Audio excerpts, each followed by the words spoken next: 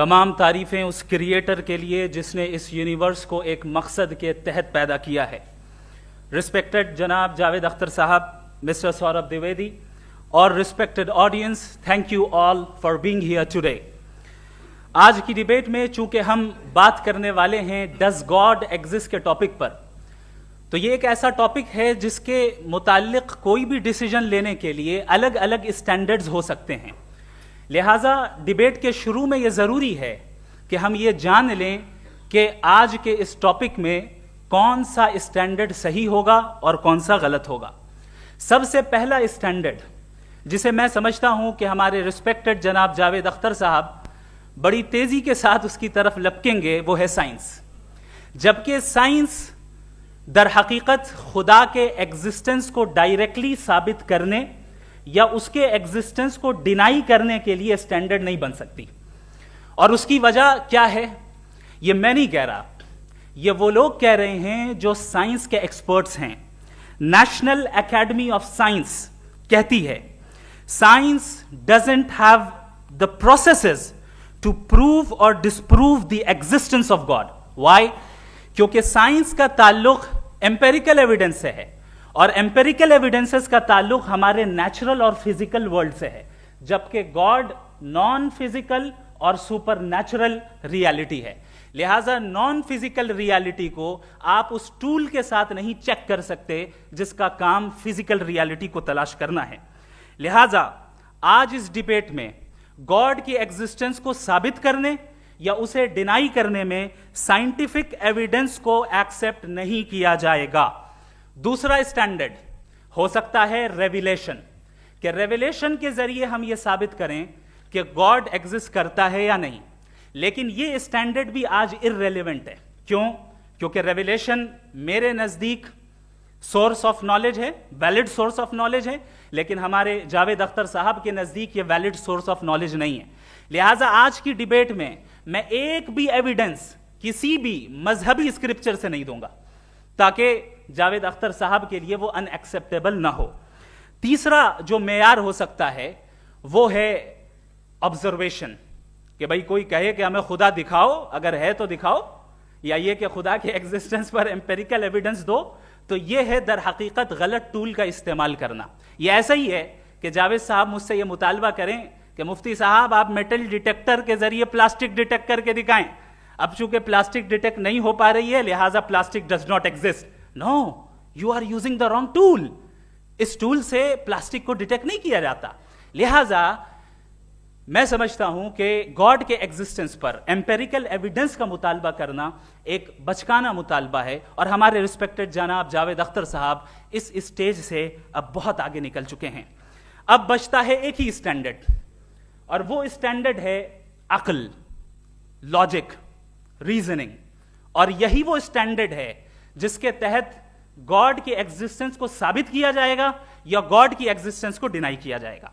लेकिन चूंकि ये बहुत इंपॉर्टेंट और सेंसिटिव टॉपिक है, इसलिए लॉजिकल आर्ग्यूमेंट भी ऐसा होना चाहिए जो डेफिनेटिव हो, इनडेफिनेटिव ना हो, जो 2 और 2 4 की तरह बिल्कुल वाजे हो, जिसे लॉजिकली रिजेक्ट करना पॉसिबल नहीं हो। फॉर एग्जाम्पल हम कहें हमारे रिस्पेक्टेड मिस्टर सौरभ साहब, ये एक इंसान है और तमाम इंसान कॉन्शियस बीइंग है। लिहाजा नतीजा क्या निकला, हमारे सौरभ साहब भी कॉन्शियस बीइंग है। क्या ये इनडेफिनेट आर्ग्यूमेंट है या डेफिनेट आर्ग्यूमेंट है? ये डेफिनेट आर्ग्यूमेंट है। ये 2 और 2 की तरह वाजे है, इसमें किसी तरह जो है लॉजिकली इसको रिजेक्ट नहीं किया जा सकता। तो अगर आज हमारे जावेद अख्तर साहब ऐसी कोई अकली दलील और लॉजिकल एविडेंस दें खुदा के ना होने पर जो डेफिनेट भी हो, तो मैं ये ऐलान करता हूं कि यकीनन मैं उस एविडेंस को कबूल करूंगा और उस पर गौर करूंगा। लेकिन साथ में यह भी ऐलान कर देता हूं प्रेडिक्शन के तौर पर कि ऐसा कोई डेफिनेट आर्ग्यूमेंट कोई नहीं पेश कर सकता। दलील हम देंगे और डेफिनेटिव दलील देंगे, लॉजिकल दलील देंगे, ऐसी दलील देंगे जो एंटायर एथिस्टिक वर्ल्ड उसे रेफ्यूट नहीं कर सकती। चलें अब हम एक एग्जाम्पल सोचते हैं, एक सिनेरियो, सिंपल सिनेरियो, तमाम ऑडियंस से गुजारिश है, हम और आप एक आइसोलेटेड आइलैंड पर हैं, ऐसा आइलैंड जहां पे हमसे पहले कोई कभी नहीं गया। चलते चलते आपके सामने अचानक आपने देखा एक पिंक कलर की बॉल पड़ी हुई है, सबसे पहला सवाल आपके जहन में क्या आएगा कि ये बॉल यहां क्यों आई, कैसे आई, ये पिंक कलर की ही क्यों है, कोई और कलर भी हो सकता था, ये इसी शेप में क्यों है, कोई और शेप भी हो सकता था। नेचुरली आप इस तरफ पहुंचेंगे कि कोई ना कोई है जिसने इन स्पेसिफिक प्रॉपर्टीज के साथ इस बॉल को बनाया है और यहां पे रखा है। चूंकि आप जानते हैं कि ये जो बॉल है इसका एग्जिस्ट करना जरूरी नहीं है, ये एग्जिस्ट कर भी सकती थी, नहीं भी कर सकती थी, और एग्जिस्ट करना ही था तो किसी और फॉर्म में करती, किसी और कलर में करती। अब आप इस बॉल को एक्सपैंड करते चले जाएं, एक्सपैंड करते चले जाएं, एक्सपैंड करते चले जाएं, यहां तक कि ये बॉल यूनिवर्स के साइज की हो जाए। बताइए कि क्या साइज के बढ़ जाने से सवाल बदल जाएगा? हरगिज नहीं बदलेगा। अभी भी सवाल रहेगा ये यूनिवर्स कहां से आया, इन स्पेसिफिक प्रॉपर्टीज के साथ कहां से आया, क्यों आया, किसने बनाया, यह सवाल उस वक्त भी वैलिड रहेगा। लेकिन यह सवाल अगर हम जनाब जावेद अख्तर साहब से करें तो चूंकि इनका वर्ल्ड व्यू एथिस्टिक है, और सिर्फ इनका नहीं, मतलब जितने भी एथिस्ट हैं और एथिस्टिक वर्ल्ड व्यू को रखने वाले से अगर आप ये सवाल करें कि ये यूनिवर्स कहां से आया, तो इनका जवाब या तो आर्ग्यूमेंट फ्रॉम इग्नोरेंस होगा या डॉगमेटिक होगा। या तो ये कहेंगे कि मुझे नहीं पता कि ये कहां से आया, लिहाजा गॉड डज नॉट एग्जिस्ट, ये आर्ग्यूमेंट फ्रॉम इग्नोरेंस है, या ये कहेंगे कि ये यूनिवर्स खुद ब खुद बन गया। इसका मतलब ये है कि उस बॉल को भी खुद ब खुद बन जाना चाहिए, लेकिन बॉल के ताल्लुक से ये एक्सप्लेनेशन एक्सेप्ट नहीं की जाएगी कि ये खुद ब खुद बन गई, लेकिन यूनिवर्स के ताल्लुक से कर दिया जाएगा। इसे हम दूसरे अल्फाज में डॉगमा भी कह सकते हैं। दूसरी चीज, हमारे जावेद अख्तर साहब जरूर गॉड ऑफ गैप्स की मिसाल भी जरूर देंगे, और मिसाल देंगे कि पहले जमाने में बिजलियां कड़कती थी तो लोगों ने किसी एक खुदा की तरफ, और बारिश होती थी तो दूसरे खुदा की तरफ मंसूब कर दिया, उनके पास दलील नहीं थी। यह हमारा वर्ल्ड व्यू है ही नहीं, यह हमारा वर्ल्ड व्यू है ही नहीं, क्योंकि नेचुरल फेनोमेना के प्रोसेस की इंटरप्रिटेशन को जान लेने से यह कहां से साबित हो गया कि गॉड एग्जिस्ट नहीं करता है। इस पर मैं इंशाअल्लाह अभी आगे बात करूंगा। आप हजरात ये भी देखेंगे, और मैं ये एक्सपेक्ट करता हूं कि हमारे रिस्पेक्टेड जनाब जावेद अख्तर साहब जरूर इमोशनल आर्ग्यूमेंट्स भी देंगे, जो कि एक लॉजिकल फेलेसी है जब बात आती है ट्रुथ को डिसाइड करने में। क्यों? मिसाल के तौर पर वो कहेंगे कि अगर गॉड है तो ईविल क्यों एग्जिस्ट करता है, जबकि मैं कहता हूं ईविल का एग्जिस्ट करना गॉड के एग्जिस्ट करने की दलील है, उसके खिलाफ नहीं है। चूंकि अगर गॉड है तो हम सब उसके सामने अकाउंटेबल हैं, और अगर हम अकाउंटेबल हैं तो अकाउंटेबिलिटी के लिए ईविल का मौजूद होना जरूरी है, उसके बगैर हम अकाउंटेबल नहीं हो सकते। और अगर हम अकाउंटेबल नहीं हैं तो हम जनाब जावेद अख्तर साहब से पूछेंगे कि आप बताएं कि फिर सफरिंग इस दुनिया में क्यों है? अगर खुदा नहीं है तो सफरिंग क्यों है? और उन लोगों के जज्बे का क्या जिनके अंदर सफरिंग के बाद इंतकाम लेने का जज्बा पाया जाता है और वो इस दुनिया से ऐसे ही चले गए, क्या उनकी सारी तकलीफें बेकार चली जाएंगी? अब आ जाएं उसी एग्जाम्पल की तरफ कि बॉल, मुझसे अगर कोई पूछे इस बॉल को किसने बनाया और या इस एक्सपेंडेड बॉल को किसने बनाया, मैं कहूंगा कि चूंकि ये यूनिवर्स और इस यूनिवर्स की तमाम चीजें कॉन्टिंजेंट हैं। कॉन्टिंजेंट होने का मतलब ये होता है कि जो अपने एग्जिस्टेंस पे किसी के ऊपर डिपेंड करती हो, तो जाहिर है ये यूनिवर्स कॉन्टिंजेंट है। और अगर कोई चीज कॉन्टिंजेंट नहीं है तो मैं रिक्वेस्ट करूंगा कि मुझे दिखा दें कि कौन सी चीज यूनिवर्स में कॉन्टिंजेंट नहीं है, हम भी जरा गौर कर लें और हम भी देख लें। और जब कॉन्टिंजेंट चीजें मौजूद हैं तो फिलोसोफर्स की इस्तिलाह के मुताबिक, हम उस टर्मिनोलॉजी के मुताबिक हम उस जगह तक पहुंचते हैं और उस हस्ती तक पहुंचते हैं जिसे नेसेसरी बीइंग कहा जाता है, कि ये वो नेसेसरी बीइंग है जिसका मौजूद ना होना नामुमकिन हो। क्योंकि अगर ये मौजूद ना हो तो सारी चीजें एग्जिस्टेंस में आएंगी ही नहीं, और ये सारी कॉन्टिंजेंट चीजें उसी के ऊपर डिपेंड करती हैं। अब अगर आप ये सवाल करते हैं कि फिर उस हस्ती को किसने बनाया, फिर उसका कॉज क्या है, फिर उसका कॉज क्या है, फिर उसका कॉज क्या है, और एंडलेसली चले जाएं, इसे हम कहते हैं इन्फिनिट रिग्रेस ऑफ कॉजेस, जो कि लॉजिकल फेलेसी है। कॉन्सेप्चुअली इंफिनिटी पॉसिबल है। मिसाल के तौर पे न्यूमेरिकल्स 1 2 3 गिनते चले जाएं, इन्फिनिट नंबर्स हैं। मैं कॉन्सेप्चुअली बात नहीं कर रहा, प्रैक्टिकली रियलिटी में साबित करके दिखाएं कि infinite regress of causes possible हैं या नहीं। अगर पॉसिबल हैं तो हम मान लेंगे, मिसाल दे दें, और पॉसिबल नहीं है तो एक ही ऑप्शन बचता है जिसे हम कहते हैं नेसेसरी बीइंग। ऐसी नेसेसरी बीइंग जो इंडिपेंडेंट है, क्योंकि अगर वो डिपेंडेंट हुई तो वो नेसेसरी नहीं रहेगी। ऐसी इंडिपेंडेंट बीइंग जो इटर्नल है, अगर वो इटर्नल नहीं होगी, उसकी बिगिनिंग होगी तो वो खुद कॉन्टिंजेंट है। ऐसी बीइंग जो पावरफुल है, क्योंकि कॉन्टिंजेंट को एक्चुअलाइज करने के लिए पावर चाहिए। ऐसी बीइंग जो इंटेलिजेंट है और नॉलेजेबल है, क्योंकि ये यूनिवर्स स्पेसिफिक फॉर्म और स्पेसिफिक लॉज ऑफ नेचर के तहत प्रिसाइजली चल रहा है। Thank you. थैंक यू मुफ्ती साहब। मैं इन दलीलों के बाद जावेद अख्तर साहब से गुजारिश करूंगा, आप बैठ के बोलना चाहेंगे या वहाँ जी।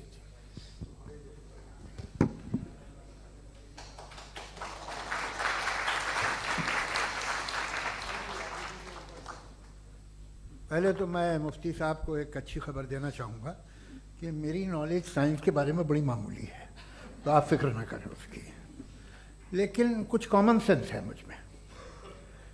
देखिए, ये खुदा का तस्वुर कोई नया तस्वुर नहीं है, ये सदियों से रहा है। ये कुछ रिलीजन 3000 साल पुराने होंगे, 4000 साल पुराने होंगे, लेकिन इंसान कोई 10,000 12,000 साल से एग्जिस्ट करता है होमोसेपियन की शक्ल में, और हमेशा कुछ ना कुछ मज़हब रहे। ये मज़हब जाहिलों के नहीं थे, ये मज़हब एक ऐसी ग्रीक सोसाइटी के थे जहाँ बड़े बड़े फिलोसफर्स पैदा हुए। ये मज़हब इजिप्शियंस के थे जिन्होंने पिरामिड्स बनाए थे। ये रोमन्स के थे कि जिनका आर्किटेक्चर और सेनेट यानी पहली बुनियाद डेमोक्रेसी की लिमिटेड थी, मगर डेमोक्रेसी थी, ये उन लोगों ने किए थे। तो इनका जो जुपिटर था, रा था, ज़्यूस था, उन्हें उस पर इतना ही एतमाद था जितना आज किसी मजहबी आदमी को अपने खुदा पे होगा। क्रिश्चियनिटी आने से पहले यूरोप में एक मज़हब था जर्मेनिक रिलीजन, उसका एक खुदा था, उसकी एक बीवी थी, उसके 2 बेटे थे, एक बेटी थी। फिर जर्मनी में जब यूरोप में क्रिश्चियनिटी आई तो वो खुदा, उसकी बीवी और पूरे ख़ानदान चला गया। तो हमने, अगर हम हिस्ट्री देखें तो खुदा जो हैं वो ज़्यादातर फ़नी हैं, वो हमेशा रहे नहीं। और वो जो लोग इन्हें मानते थे उनको आप कहें वो तो जाहिल थे, उन्हें तो कुछ पता ही नहीं था, ऐसा नहीं है। वो अपने वक्त में बड़े काबिल लोग थे और अपने वक्त में उन्होंने बड़े बड़े काम किए हैं, फिलोसफर्स थे, साइंटिस्ट थे, लेकिन उनका मज़हब कहाँ गया, उनके खुदा कहाँ गए? आज जो खुदा हैं दुनिया में लोग उन्हें मानते हैं। आपको क्या मालूम कि कितने बरसों के बाद क्या होने वाला है? हम यूरोप में देखते हैं तो चर्च खाली हैं। तो वक्त के साथ चीज़ें बदलती हैं। जहाँ तक इसका ताल्लुक़ है मज़हबों का, हर मज़हब आपसे एक चीज़ मांगता है, फेथ। ये फेथ क्या चीज़ होती है? What is the difference between faith and belief? ये तो बहुत ही अहमखाना बात होगी कि कोई आदमी कहे साहब अगर खुदा है तो मुझे दिखाइए। ये तो जाहिलाना बात हुई। मैंने तो नॉर्थ पोल नहीं देखा है, मगर मैं मानता हूँ कि नॉर्थ पोल है। मैं क्यों मानता हूँ? इसलिए कि अगर ये दुनिया राउंड है तो उसका कोई टॉप होगा। कुछ लोग हैं जो वहाँ गए भी हैं, कॉमन सेंस कहता है कि ऐसा होगा, सबूत है, गवाह है, रीज़न है। तो ये मेरा फेथ नहीं है।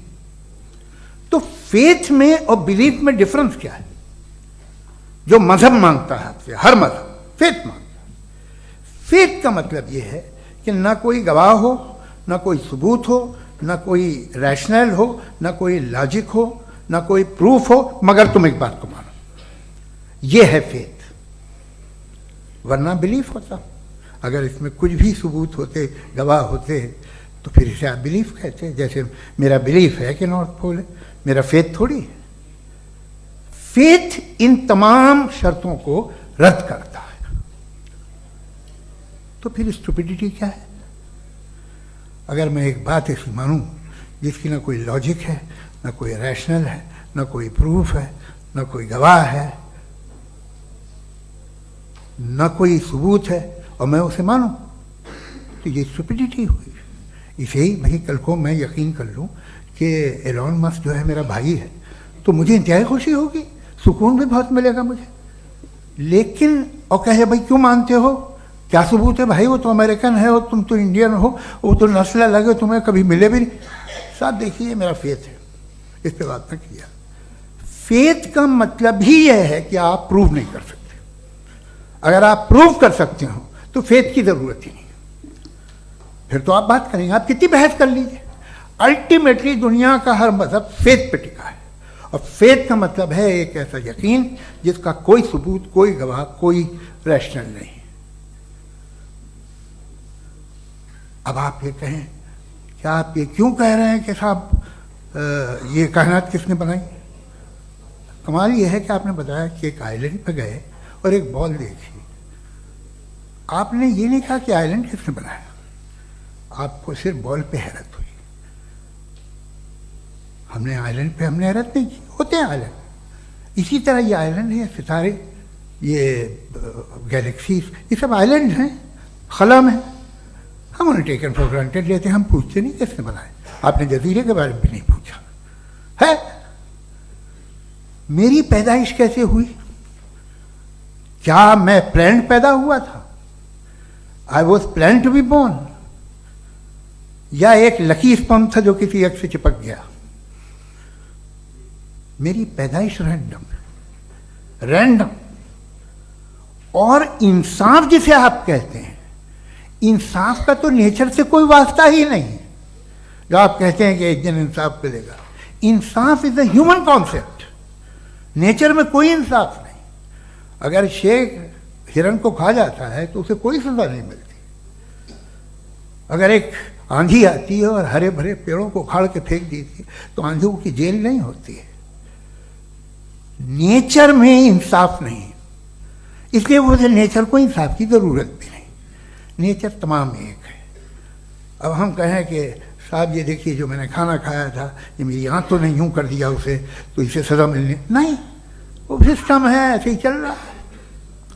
नेचर बगैर इंसाफ के है। इंसाफ इज अ ह्यूमन कॉन्सेप्ट। तो जो आपसे कहता है कि मैं तुम्हें इंसाफ दूंगा, वो इंसानी जहन की पैदावार है। ये नेचुरल है ही नहीं, ये आसमानी है ही नहीं। नेचर का तसव्वुर, इंसाफ का तसव्वुर। भाई आप साथ मिलते हैं, अब आप लेफ्ट हैंड ड्राइव करते हैं, ये क्या है? तमाम सच, तमाम नेकी, तमाम शराफत लेफ्ट हैंड ड्राइव है। वरना क्या होगा, या तो आप क्रॉस कर देंगे, आपका एक्सीडेंट हो जाएगा, या आप किसी को मार देंगे, या ट्रैफिक जैम हो जाएगा। झूठ, बेईमानी, रिश्वतखोरी, ये तमाम जो है driving on the wrong side है। इसके ऊपर कुछ नहीं। ये तो हमने बनाया, जैसे हमने लेफ्ट हैंड ड्राइव बनाई है। ये कॉन्सेप्ट ऑफ इंसाफ जो है ये हमारा है, इसका नेचर से कोई वास्ता नहीं। शेर खा जाता है हिरन को, उसे जेल होती है क्या? कुछ भी नहीं, है ही नहीं। तो ये जो दुनिया के रिलीजन प्रॉमिस करते हैं आपसे इंसाफ, इसी से मालूम होता है कि ये मैन मेड है। ये तसव्वुर कहीं और का है ही नहीं। जो नेचर है, कुछ लोग कहते हैं नेचर ही खुदा है, तो नेचर में तो इंसाफ नहीं कहीं। और आप वादा कर रहे हैं कि तुम्हें मरने के बाद इंसाफ मिलेगा। मुझे अगर मिलेगा तो मैं बहुत खुश होऊंगा, लेकिन मैं यकीन नहीं कर पाता हूं, इसलिए कि मैं फेथ नहीं पैदा कर सकता। The very fact that religions demand faith, इसका मतलब है कि उनके पास जस्टिफिकेशन नहीं है।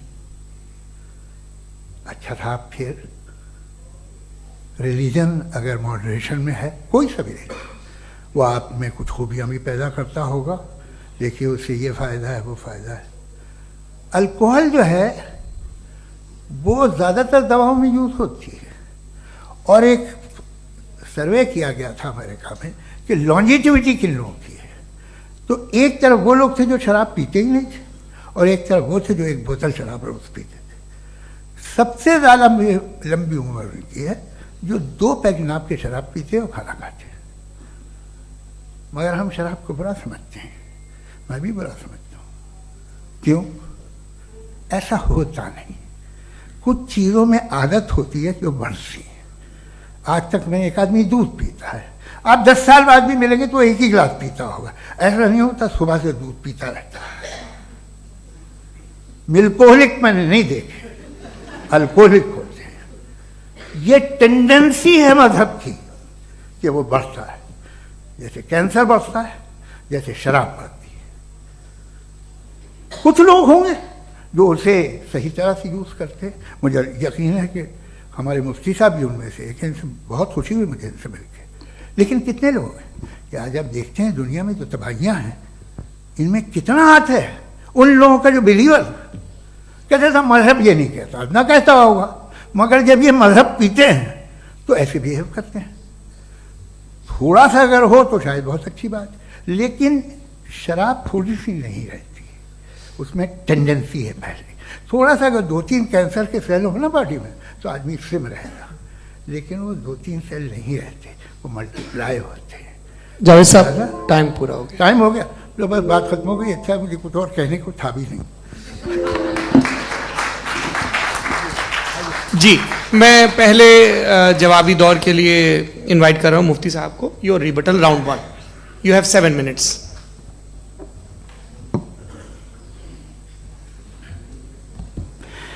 Thank you very much Javed साहब, आपकी बात को सुनकर बड़े महजूज हुए हम लोग। महजूज, do you understand? We enjoyed. Okay, अब थोड़ा सा लॉजिकली उसको हम लोग देखते हैं। दरअसल हम लोगों ने कल गुजारिश की थी मुफ्ती साहब से भी, जावेद साहब से भी, कि हिंदुस्तानी ज़बान आम फहम सबको समझ में आ जाए और जहां कहीं आप मुश्किल शब्द इस्तेमाल करें वहां बताते भी चलें। Thank you. तो सबसे पहले हमारे रिस्पेक्टेड जावेद साहब ने हवाला दिया कि खुदा फानी है। कितने मजहब आगे चले गए, किसी ने जुपिटर को खुदा माना, किसी ने किसी को माना। मैं कहता हूं जिसने कॉन्टिंजेंट चीज को खुदा माना, गलत माना, वो खुदा ही नहीं, वो खुदा ही नहीं है। हम तो नेसेसरी बीइंग को साबित करने बैठे हैं, वो नेसेसरी कॉज जो इटरनल है, जो अबदी भी है और अजली भी है। हम किसी और को साबित करने नहीं बैठे। दूसरी चीज उन्होंने कहा कि फेथ एंड बिलीफ, ये एक ऐसी डेफिनेशन है फेथ की जो इन्होंने पहली मर्तबा पेश की है, या माफ कीजिएगा इन्होंने पहली मर्तबा पेश नहीं की है, रिचर्ड डॉकिंस ने पहली मर्तबा पेश की है। मुझे मालूम है ये सोर्स कहां से है। एपिस्टेमोलॉजिकली फेथ और बिलीफ का फर्क आप इस तरह नहीं कर सकते सर। फेथ सही भी होता है, गलत भी होता है, बिलीफ सही भी होता है, गलत भी होता है। जो लॉजिक, रीजन और एविडेंस से बैक्ड होगा वो फेथ सही होगा। और आप जिस फेथ की बात कर रहे हैं कि इलॉजिकल है और उसके पीछे नहीं है, तो we are on the same page. हम नहीं मानते उस फेथ को, जो फेथ ऐसा हो जिसके पीछे कोई लॉजिक ना हो, एविडेंस ना हो, हम नहीं मानते। हम तो उस फेथ के कायल हैं जिसके पीछे लॉजिक हो और एविडेंस हो। तो बिलीफ सही भी होता है, गलत भी होता है, फेथ भी सही होता है और गलत भी होता है। तो आज फेथ और बिलीफ के डिफरेंस पे बात नहीं हो रही है। आज आप चाहे फेथ एक्सेप्ट कर लें या बिलीफ एक्सेप्ट कर लें, आज ये बात होगी कि ट्रूथ क्या है, चाहे ट्रू बिलीफ सही है या ट्रू फेथ सही है, और फॉल्स फेथ क्या है और फॉल्स बिलीफ क्या है, बात इस पे हो रही। दूसरी चीज इन्होंने पूछा स्टुपिडिटी फिर क्या है। अगर फेथ रिलीजन स्टुपिडिटी नहीं है तो और क्या है? चूंकि फेथ का मुतालबा करते हैं तो स्टुपिडिटी क्या है?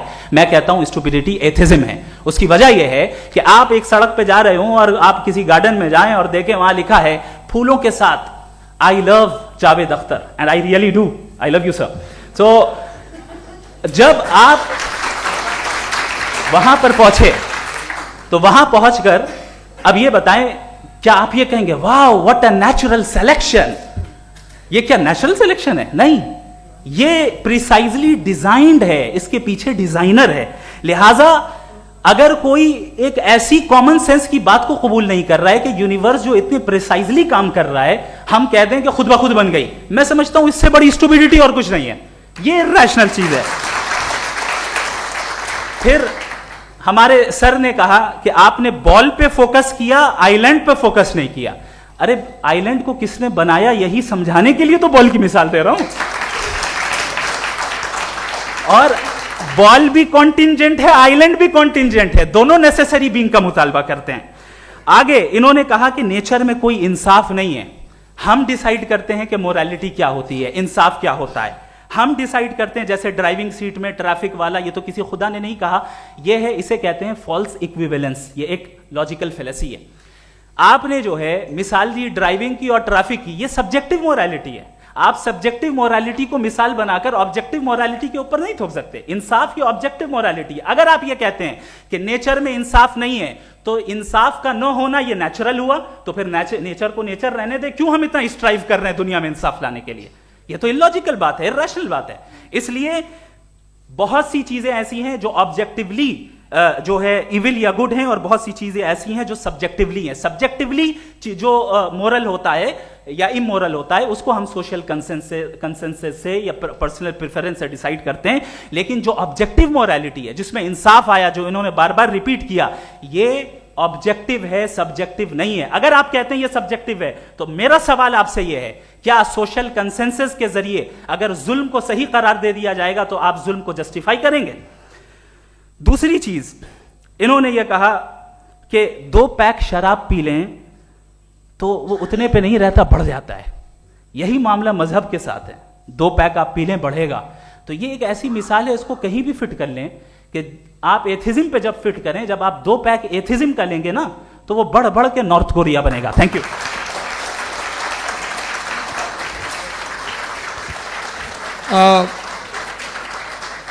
फर्स्ट राउंड के रिबटल के लिए मैं जावेद साहब को इनवाइट कर रहा हूं। आपके पास 7 मिनट का वक्त है, रीसेट कर दीजिएगा प्लीज।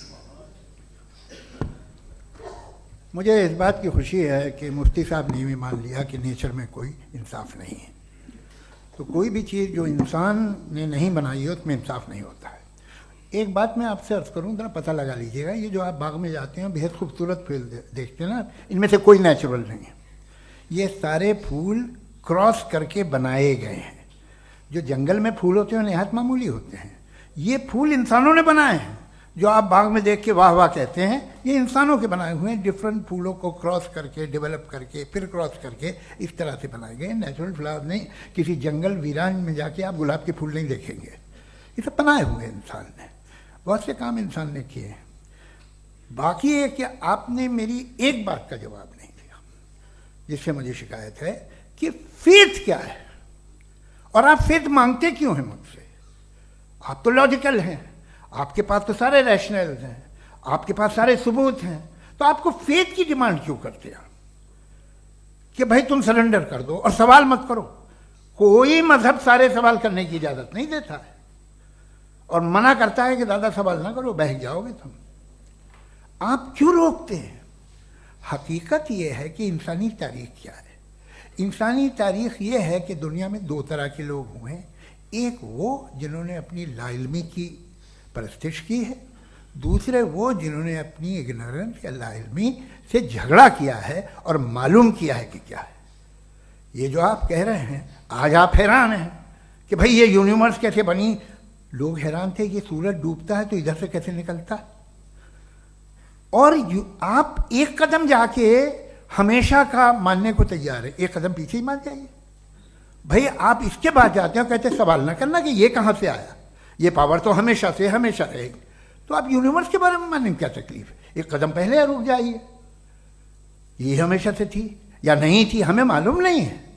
और ये कहना कि हमें मालूम नहीं है, कमाल ये है कि दुनिया के सारे मजहब सब जानते हैं ये दुनिया कैसे बनी थी, कैसे मिटेगी, मरने के बाद क्या होगा, इनको सब इल्म है। इनको किसी को डायनासोर होते थे पहले ये नहीं पता था, किसी को नहीं पता। किसी भी दुनिया की मजहबी किताब में डायनासोर का जिक्र नहीं है। लेकिन बाकी सब बातें, how to make universe in 4 easy lessons and बाकी सब पता है। जिसको सब पता है वो गड़बड़ है। हम में ये इंकिसार, ये ह्यूमिलिटी होनी चाहिए कि हम ये कहें कि हमें ये बहुत सारी बातें नहीं मालूम, लेकिन हम उनकी परस्तिश ना करें, अपनी लाइल्मी को की परस्तिश ना करें, हम उसे पता लगाने की कोशिश करें। जिस दुनिया में आप बैठे हैं सर, ये हॉल जो है, ये इलेक्ट्रिसिटी जो है, ये माइक जो है, जिस हवाई जहाज से आप आए थे, वो जिस कार से आप यहाँ आए हैं, ये सब उन लोगों की बनाई हुई है जिन्होंने सवाल किए थे। ये दुनिया जिसमें आप आज आराम से हैं, ये उन लोगों की बनाई है कि जिन्होंने सवाल किए थे। और हर स्टेज पे इन सवालों को मकरूह कहा गया था, गलत कहा गया था। आप जरा तारीख पढ़िए, एक बड़ी दिलचस्प किताब है बर्ट्रैंड रसेल की, जिसमें उसने रिलीजन एंड साइंस कि कब से रिलीजन जो है साइंस के अगेंस्ट है। और हद तो यह है कि भाप के इंजन के खिलाफ थे, स्टीम इंजन के भी खिलाफ थे, और फतवे हुए उन पर, वेटिकन ने दिए। तो ये हमेशा, अभी जैसे ही ये राइट विंगर आते हैं अमेरिका में पावर में, तो वो जो अपना ये क्या बोलते हैं उसे, सीड क्या बोलते हैं, सीड क्या जो, हाँ नहीं सीड जो होते हैं जिन पे जी नहीं भाई, वो जो ह्यूमन बॉडी के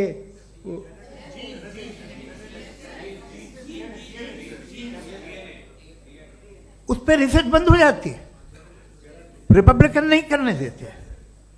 अरे भाई इतना डर क्या है तुम्हें? एक ज़माने में बहुत नाराज थे ये सारे मजहबी लोग कि ये इंसान तो इंसान बनाने की कोशिश कर रहा है।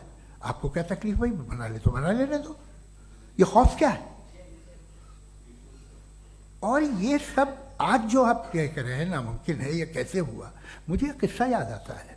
जब मैं 6ठी क्लास में था तो मैं मैथमेटिक्स में बहुत वीक था, तो एक टीचर रख दिया गया, उसने 1 2 3 4 5 6 7 को सिखा दिया मुझे।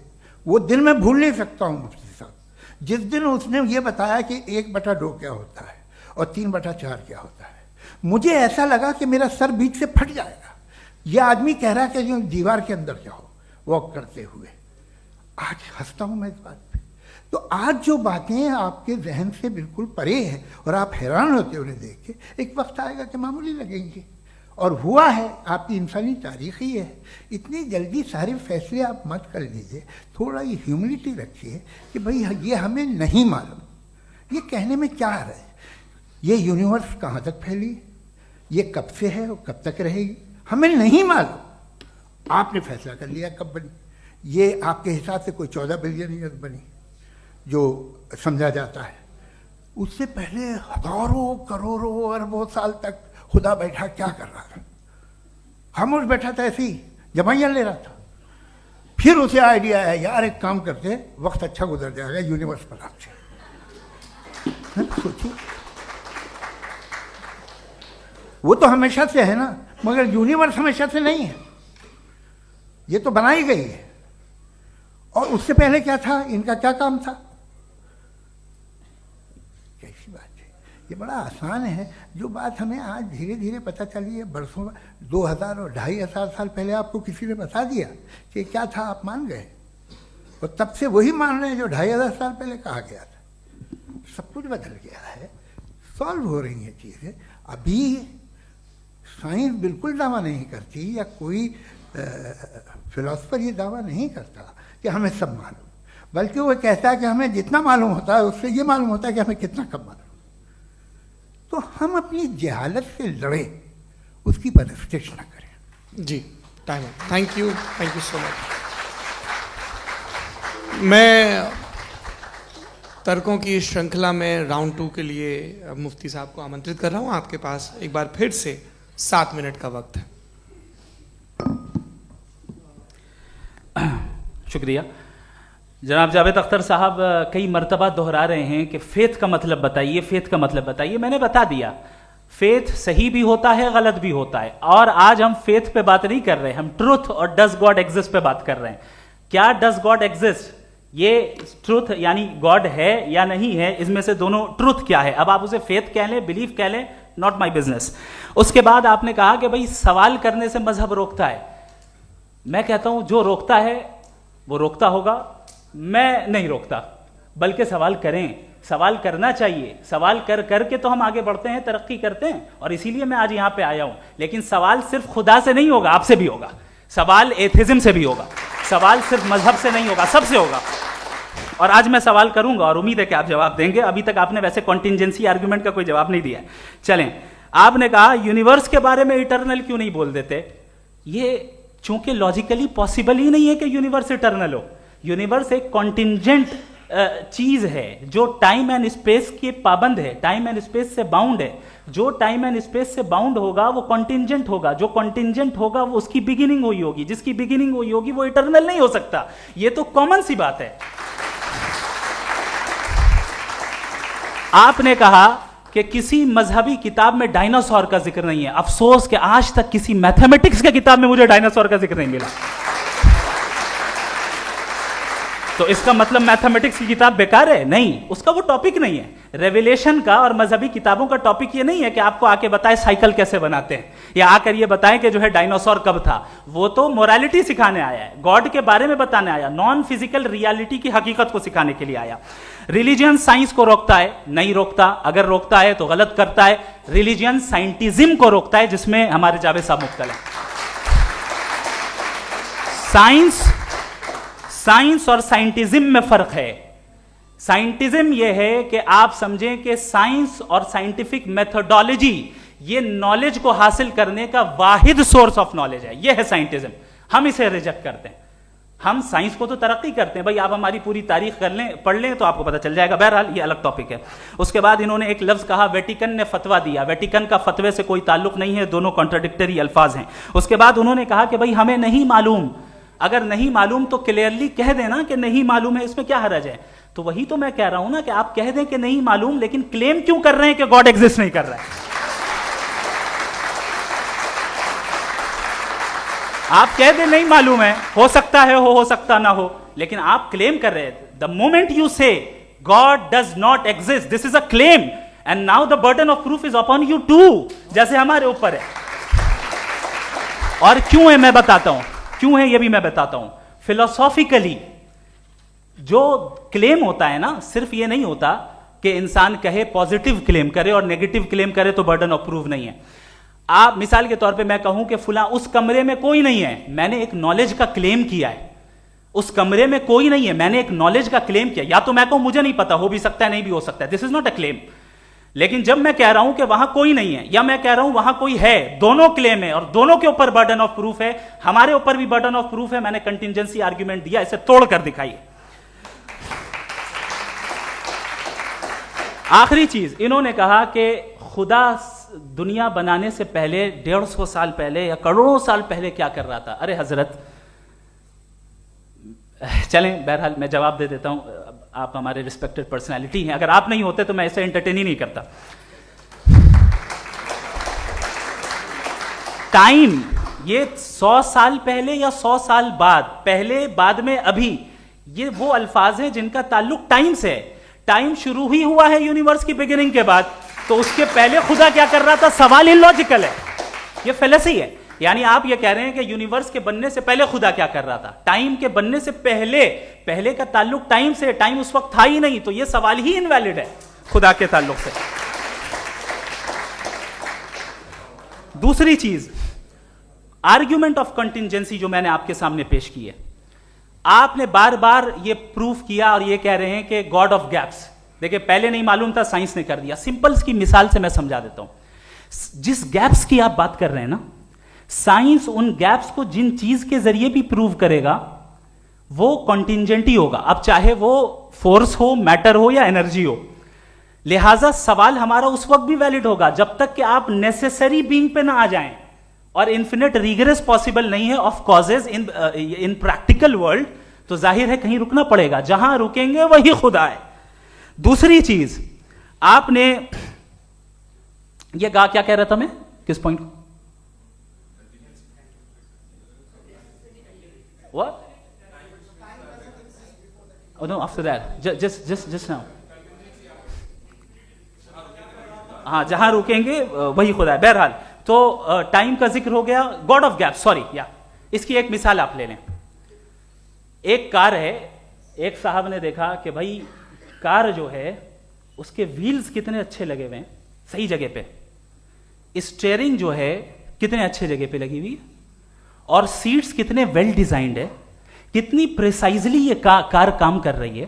तो जरूर कोई ना कोई इसे क्रिएट किया है, किसी ने क्रिएट किया है। अब जावेद साहब आए और कहे, अरे जनाब बोनेट खोलिए, इसमें इंजन है, इंजन इस कार को चला रहा है, hence prove no one has created the car. This is illogical, this is irrational. आपने इंजन के जरिए उस गैप को तो साबित किया, लेकिन क्या उससे कार की जो क्रिएशन है और उसका जो क्रिएटर है ये इम्पॉसिबल हो जाए? ऐसा पॉसिबल है? उसका सवाल खत्म हो जाए, ऐसा पॉसिबल है? नहीं। आपने गैप्स को फिल करके, कॉन्टिंजेंट चीजों से गैप्स को फिल करके हमारे ऑब्जर्वेशन को और ब्रॉड कर दिया। अब हमें और पता चल गया कि ये जो कार है इसका सिस्टम कितना ज्यादा कॉम्प्लेक्स है। पहले कम समझते थे, अब कॉम्प्लेक्सिटी और ज्यादा वाजे हो गई। अब हमें समझ में आ रहा है कि हमारी सर्टेनिटी और बढ़ गई कि जरूर इस कार को किसी ना किसी ने बनाया। यही मामला यूनिवर्स का है।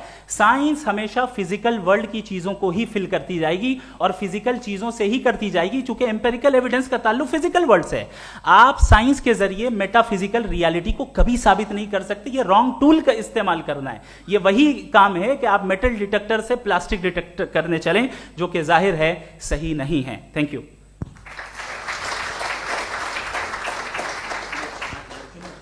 जी, ये आर्ग्यूमेंट का राउंड 2 है। हाँ। 7 मिनट है। पहले तो मैं आपसे अर्ज करूं कि आपने कहा कि जब कायनात ही नहीं थी तो वक्त भी नहीं था, कुछ भी नहीं था। कैसे नहीं था? खुदा था। एक एग्जिस्टेंस तो था ना खुदा का। तो जब खुदा था तो वक्त भी होगा। ऐसा नहीं कि कुछ भी नहीं था, खुदा था। अच्छा, बाकी एक आपने कहा साहब आप साबित कीजिए, आपके पास भी लॉजिक है या मेरे पास भी लॉजिक है। आप मेरा जिम्मेदारी नहीं है साबित करना कि खुदा है।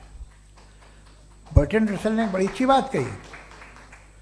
बर्टन रसल ने बड़ी अच्छी बात कही। मैं आपसे अगर ये दावा करूं कि एक चाय की केतली मरीख के चारों तरफ घूम रही है, मार्स के चारों तरफ, तो ये आपका काम नहीं है कि आप साबित करें कि कोई चाय की केतली नहीं है। ये मेरा काम है, मैंने दावा किया है। ये दावा तो मजहबी लोग करते हैं कि खुदा है। मैं क्यों साबित करूं कि नहीं है? जब तक आप मुझे कन्विंस नहीं कर देंगे मैं नहीं मानूंगा। आपकी जिम्मेदारी है, मेरी जिम्मेदारी नहीं है। दोयम ये कि ये जो आप कह रहे हैं, जो गैप्स हैं, ये गैप जब जब किसी मजहब को चैलेंज करते हैं, जब ऐसा कोई बात आती है तो हंगामा हो जाता है कि जब वो चैलेंज करें किसी फेथ को। ये तमाम साइंस जो है इसे मुख्तलिफ जगहों पे मुख्तलिफ वक्तों में मजहब ने रोकने की कोशिश की है। ये किताब है religion and science, Burton Russell की, पढ़िएगा, अच्छी लगेगी आपको। तारीख ही है साइंस, मजहब की साइंस से उसका यही रिश्ता है। अच्छा, अब ये हम सोचें कि बहरहाल ये वजूद जो है मजहब और ये बिलीव इन गॉड इंसान को बेहतर बना देता है। तो एक काम कीजिए, हिंदुस्तान वर्ल्ड का नक्शा लीजिए और मार्क कीजिए कि रिलीजन कहाँ कहाँ ज़्यादा है, कहाँ कहाँ, चाहे वो लैटिन अमेरिका हो या मिडल ईस्ट हो या फार ईस्ट हो या हिंदुस्तान के वो इलाके जहाँ मजहबियत ज़्यादा है। रख दीजिए नक्शा अलग।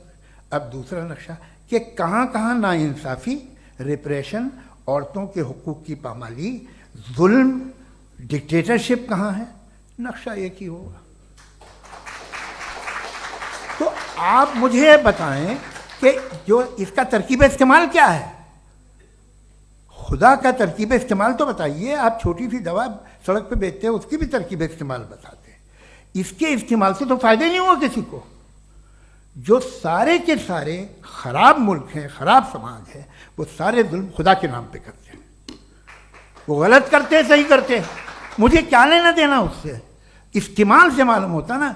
एक विस्की की बोतल कभी शायद देखी हो आपने, लाल रंग की होती है, उस पर रोशनी और छपड़ा इंतहाई खूबसूरत लगती है, क्या बिगाड़ रही है किसी का? उसका इस्तेमाल गलत है, इसलिए आप उसे नापसंद करते हैं।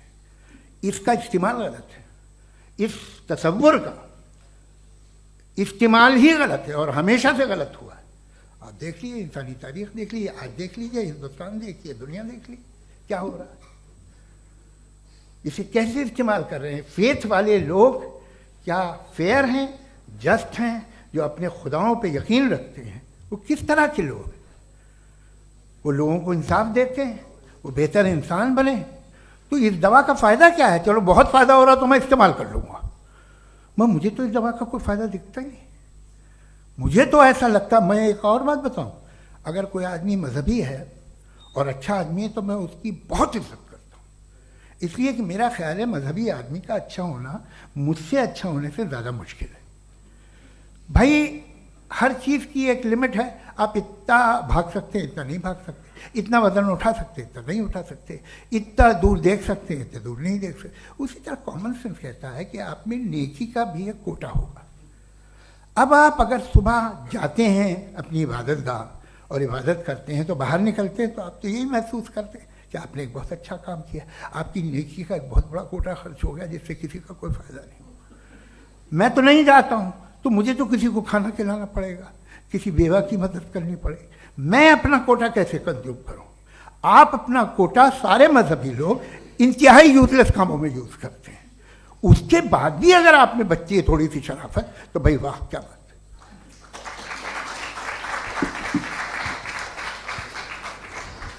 एक तो मुझे ये बात बहुत अच्छी लग रही है कि दोनों ही विद्वान समय को मानते हैं और बहुत समय से अपनी दलीलें और बाज दफ़ा समय से पहले अपनी तकरीरें पूरी करके अपनी अपनी कुर्सी पर बैठ रहे हैं। ये इस आर्ग्यूमेंट का राउंड 2 पूरा हुआ। अब रिबटल का राउंड 2 है और उसके बाद क्रॉस एग्जामिनेशन होगा। नहीं, आपका आर्ग्यूमेंट हो गया सर। हमारे यहाँ स्कूल के सिलेबस में पंच परमेश्वर कहानी पढ़ाई जाती है, प्रेमचंद जी की लिखी हुई। आप निश्चिंत रहिए, आपके कोई राउंड में मिस नहीं होने दूंगा। रिबटल का राउंड 2, मुफ्ती शमाइल नदवी साहब।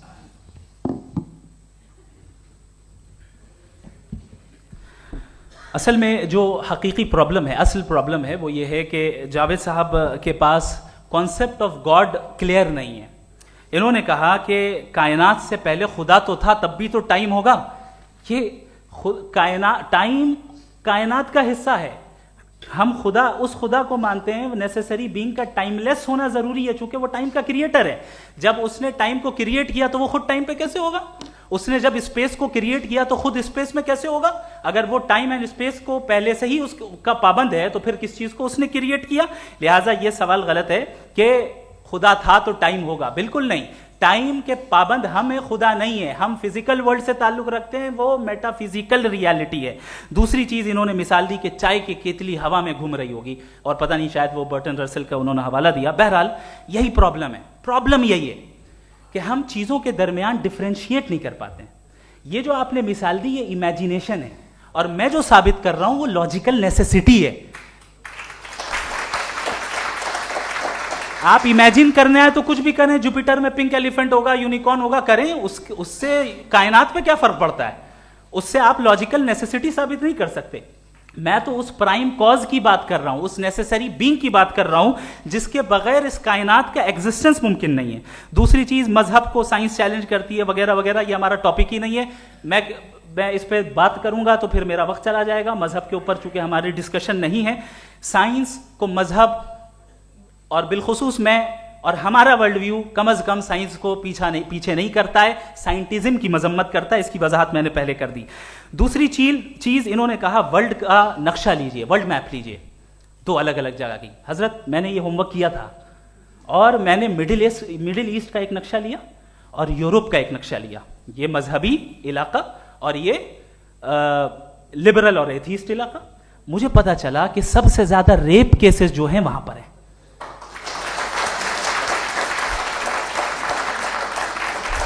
मुझे ये पता चला यूएन की रिपोर्ट के मुताबिक, मैं अपने घर से नहीं लेके आ रहा, कि जो वर्किंग वुमेन है यूरोपियन कंट्रीज में, उसमें 81% वुमेन सेक्सुअल हैरेसमेंट का वर्क में शुमार हो रही है। ये मिडिल ईस्ट में नहीं हो रहा है, वो मजहबी लोग हैं इसलिए नहीं हो रहा है। दूसरी चीज, आपने ये कहा कि मजहबी आदमी का अच्छा होना हमारे अच्छे होने से बहुत मुश्किल है, बहुत मुश्किल है। तो इसका मतलब यह है कि गॉड के अलावा आपके पास अच्छे और बुरे का कोई स्टैंडर्ड है। मैं चाहूंगा कि कन्वर्सेशनल स्टाइल वाले डिस्कशन और सेगमेंट पे इसी पे बात कर लेते हैं। Thank you very much.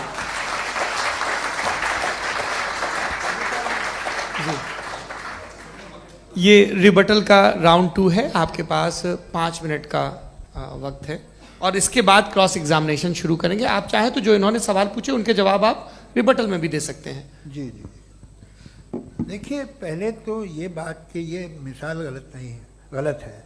इन्होंने पहले ही हमको डिसार्म कर दिया, कह लिया अकल से मामला सॉल्व नहीं हो सकता, लॉजिक से आप पहुंच नहीं सकते। ये एक मेटाफिजिकल चीज़ है। मेटाफिजिकल अजीब सा लफ्ज़ है, ठीक से किसी को माने नहीं मालूम इसके, तो ऐसा लगता है कुछ बड़ी चीज़ है। अरे भाई, क्या होता है मेटाफिजिकल, बताओ, खड़ी हो। ये एक लफ्ज़ है जो कहीं भी इस्तेमाल हो जाता है। जब आप एक बात कर रहे हैं और आप मुझसे बहस कर रहे हैं तो मुझे मेटाफिजिकल मत बताइए, आप लॉजिकली मुझे प्रूफ किए। और अगर लॉजिकली आप नहीं बात करते साहब ये मेटाफिजिकल है, तो फिर हम आप बात क्या कर रहे हैं? मेरा आपका किस ज़बान में कॉन्वर्सेशन होगा। और ये कहना कि वक्त पहले नहीं था तो फिर क्यों कहते हैं ये हमेशा से और हमेशा रहेगा? हमेशा वक्त है, तो आप कैसे कहते हैं वो हमेशा से है और हमेशा रहेगा? हमेशा का मतलब है कोई वक्त, अगर वक्त ही नहीं है तो हमेशा कैसे? बाहर वो रहेगा। अब मैं ये देखता हूँ, आपने कहा ना कि वहाँ रेप ज़्यादा होते हैं, तो हम एक बात देखते हैं कि ये दुनिया जिस पे वो कादर मुतलक है, जिसकी मर्जी के बगैर पत्ता भी नहीं हिलता, ओमनीपोटेंट है, ये दुनिया चल कैसे रही है? और इस दुनिया का हाल क्या है? 45,000 बच्चे जो 10 साल की उम्र से कम थे वो गाजा में मरे। भूख से काला हांडी में बच्चे मरते हैं और डिप्थेरिया से मरते हैं। डिप्थेरिया अजीब मर्ज है, गले में जाली बनना शुरू होती है, बच्चा नीला हो जाता है, गरीब का बच्चा, इसलिए कि वो पास इलाज में। ये कादर मुतलक है जो चाहे कर दे, इससे आप दुआएं मांगते हैं हमारी ये काम कर दे वो कर दे, तो इसका मतलब डे टू डे लाइफ में वो इंटरफेयर करता है और ये देख रहा है वो। अगर वो वाकई भी है फॉर डिस्कशन सेक, तो मैं जब दुनिया देखता हूँ तो मेरे दिल में उसके लिए कोई इज्जत नहीं पैदा होती। ये क्या कर रहे हो तुम पूरे ऑल पावरफुल हो, ओमनीपोटेंट हो, ओमनी प्रेजेंट हो। तुम तो वहाँ गाजा में रहे होगे ना, तुम हर जगह हो। तुम देख रहे थे कि बच्चे की कैसे धज्जियाँ उड़ रही, तुम देख रहे थे और तुम चाहते हो मैं तुम्हारी परस्तिश करूँगा, तुम हो भी। अरे यार, इसके अच्छे तो हमारे चीफ प्राइम मिनिस्टर हैं, कुछ तो ख्याल करते हैं। कमाल है, आप किसकी इबादत कर रहे हैं? अगर वो है भी, ये दुनिया नाइंसाफी से, जुल्म से, जबर से, तशद्दुद से भरी हुई। और आप ये मत कहिएगा कि वो देख रहा है और वो बताएगा एक दिन। अगर वो देख रहा है और इंटरफेयर नहीं करता तो आप दुआ क्यों मांगते? आप कहते हैं मेरा ये काम करा दे, इसके मतलब है वो दखल दे सकता है, वो आपको नौकरी दिलवा सकता है, भले दूसरे आदमी को न मिले, मगर आपका काम कर देगा चूंकि आपने दुआ मांगी है। तो जब वो आपको नौकरी दिला सकता है, लड़की की शादी कर सकता है, बेटे को ग्रीन कार्ड दिलवा सकता है, तो कम से कम ये जो मर रहे हैं बच्चे, इनको रोक दे, कुछ तो करे। मुझे तो दुनिया में, इस दुनिया का कोई मालिक है, इसका ओमनीपोटेंट कोई रूलर है, और ये दुनिया ऐसी चल रही है।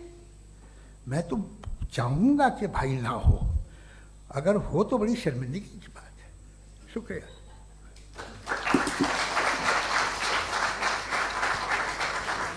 देवियों और सज्जनों, इस बहस के 2 राउंड और 2 रिबटल पूरे हो चुके हैं। अब सबसे ज़रूरी और सबसे मुश्किल राउंड शुरू हो रहा है, क्रॉस एग्जामिनेशन का।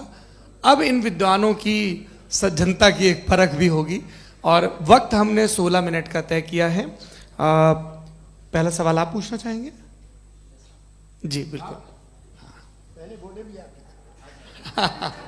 आप माइक ले लीजिएगा हाथ में, ये नीचे से ऑन जी। मैं बोलता हूँ, ये डायस हटा सकते हैं क्या हम थोड़ा क्विकली? डायस पीछे कर दीजिए बस थोड़ा सा, है, ताकि ये जो दाएं बाएं लोग बैठे हैं इसे हटा दीजिए। अब हम वहाँ तो जाने वाले नहीं, आराम से आराम से दोनों तरफ से हटा दीजिए।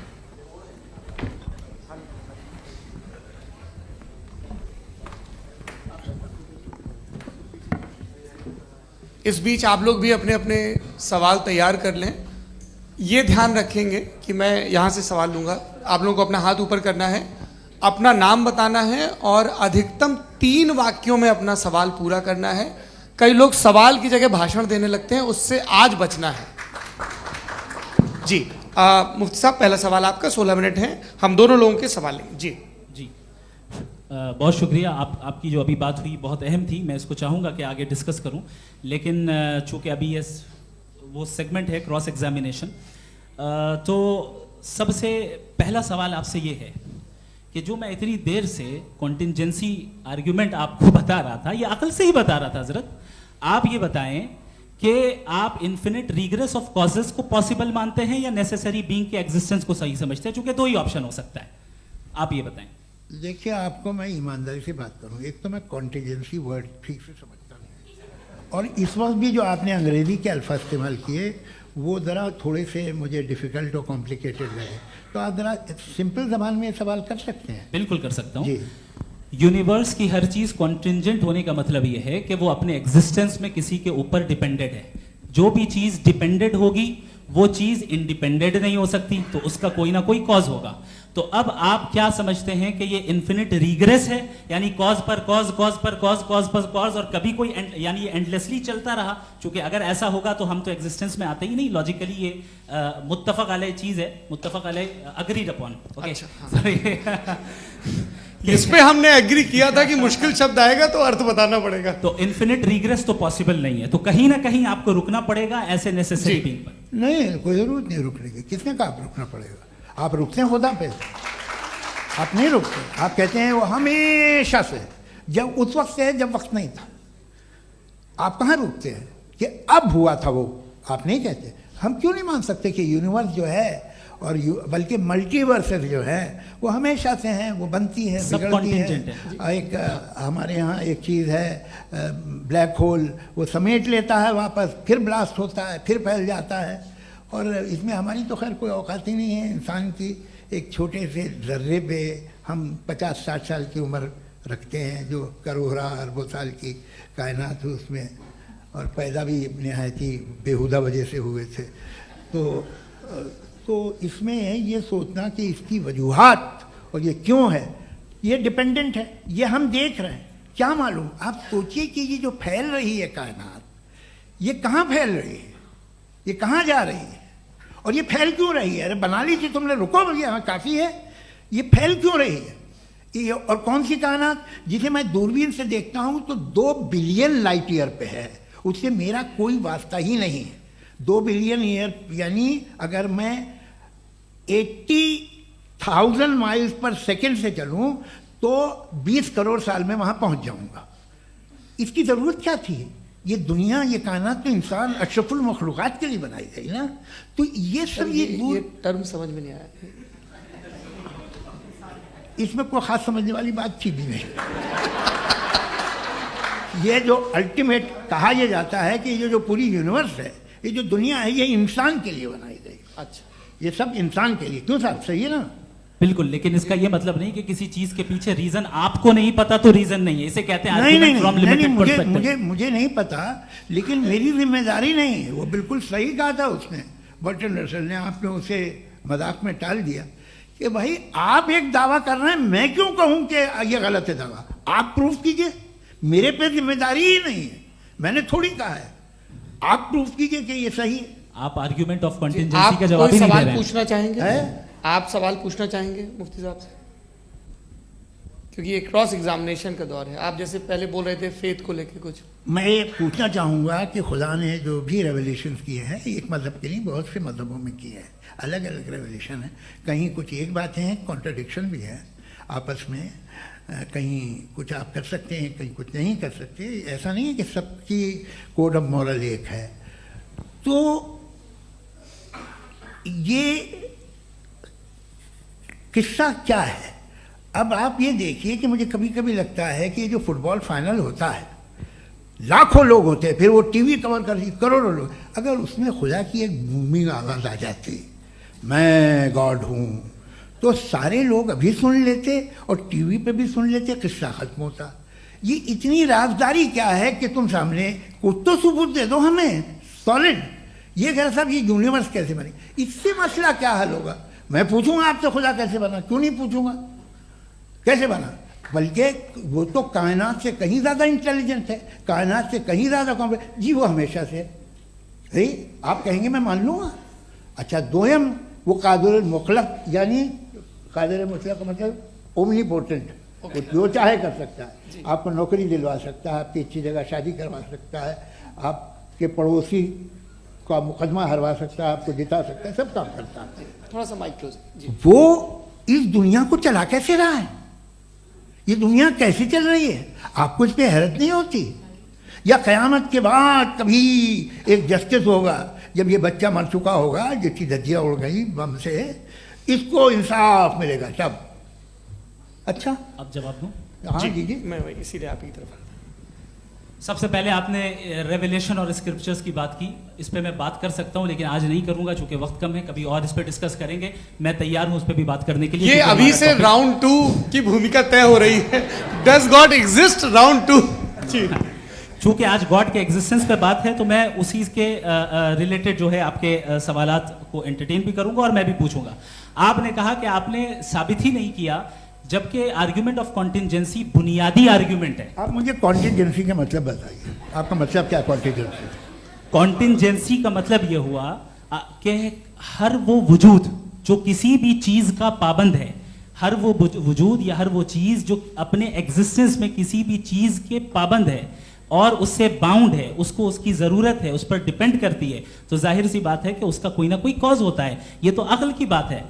ये आप रीजनिंग की बात करते हैं, मैं वही कर रहा हूं। दूसरी चीज आपने ये बात कही कि इतने बिलियन लाइट ईयर्स दूर है, उसका मेरा क्या लेना देना। फिर मेरे ख्याल से आपको ये नहीं कहना चाहिए I think therefore I am an atheist. आपको सोचना चाहिए। सिर्फ आप एक लिमिटेड दायरे में रहकर नहीं सोचें, बल्कि बाहर निकलकर सोचें। आपने तीसरा सवाल किया, आपने 2-3 सवाल एक साथ किए। ऐसी बातें ना कीजिए, कुछ लोगों को इतराज हो जाएगा आप पे कि आप कुछ भी सोचिए। ये इजाजत आपको है नहीं, मुझे है।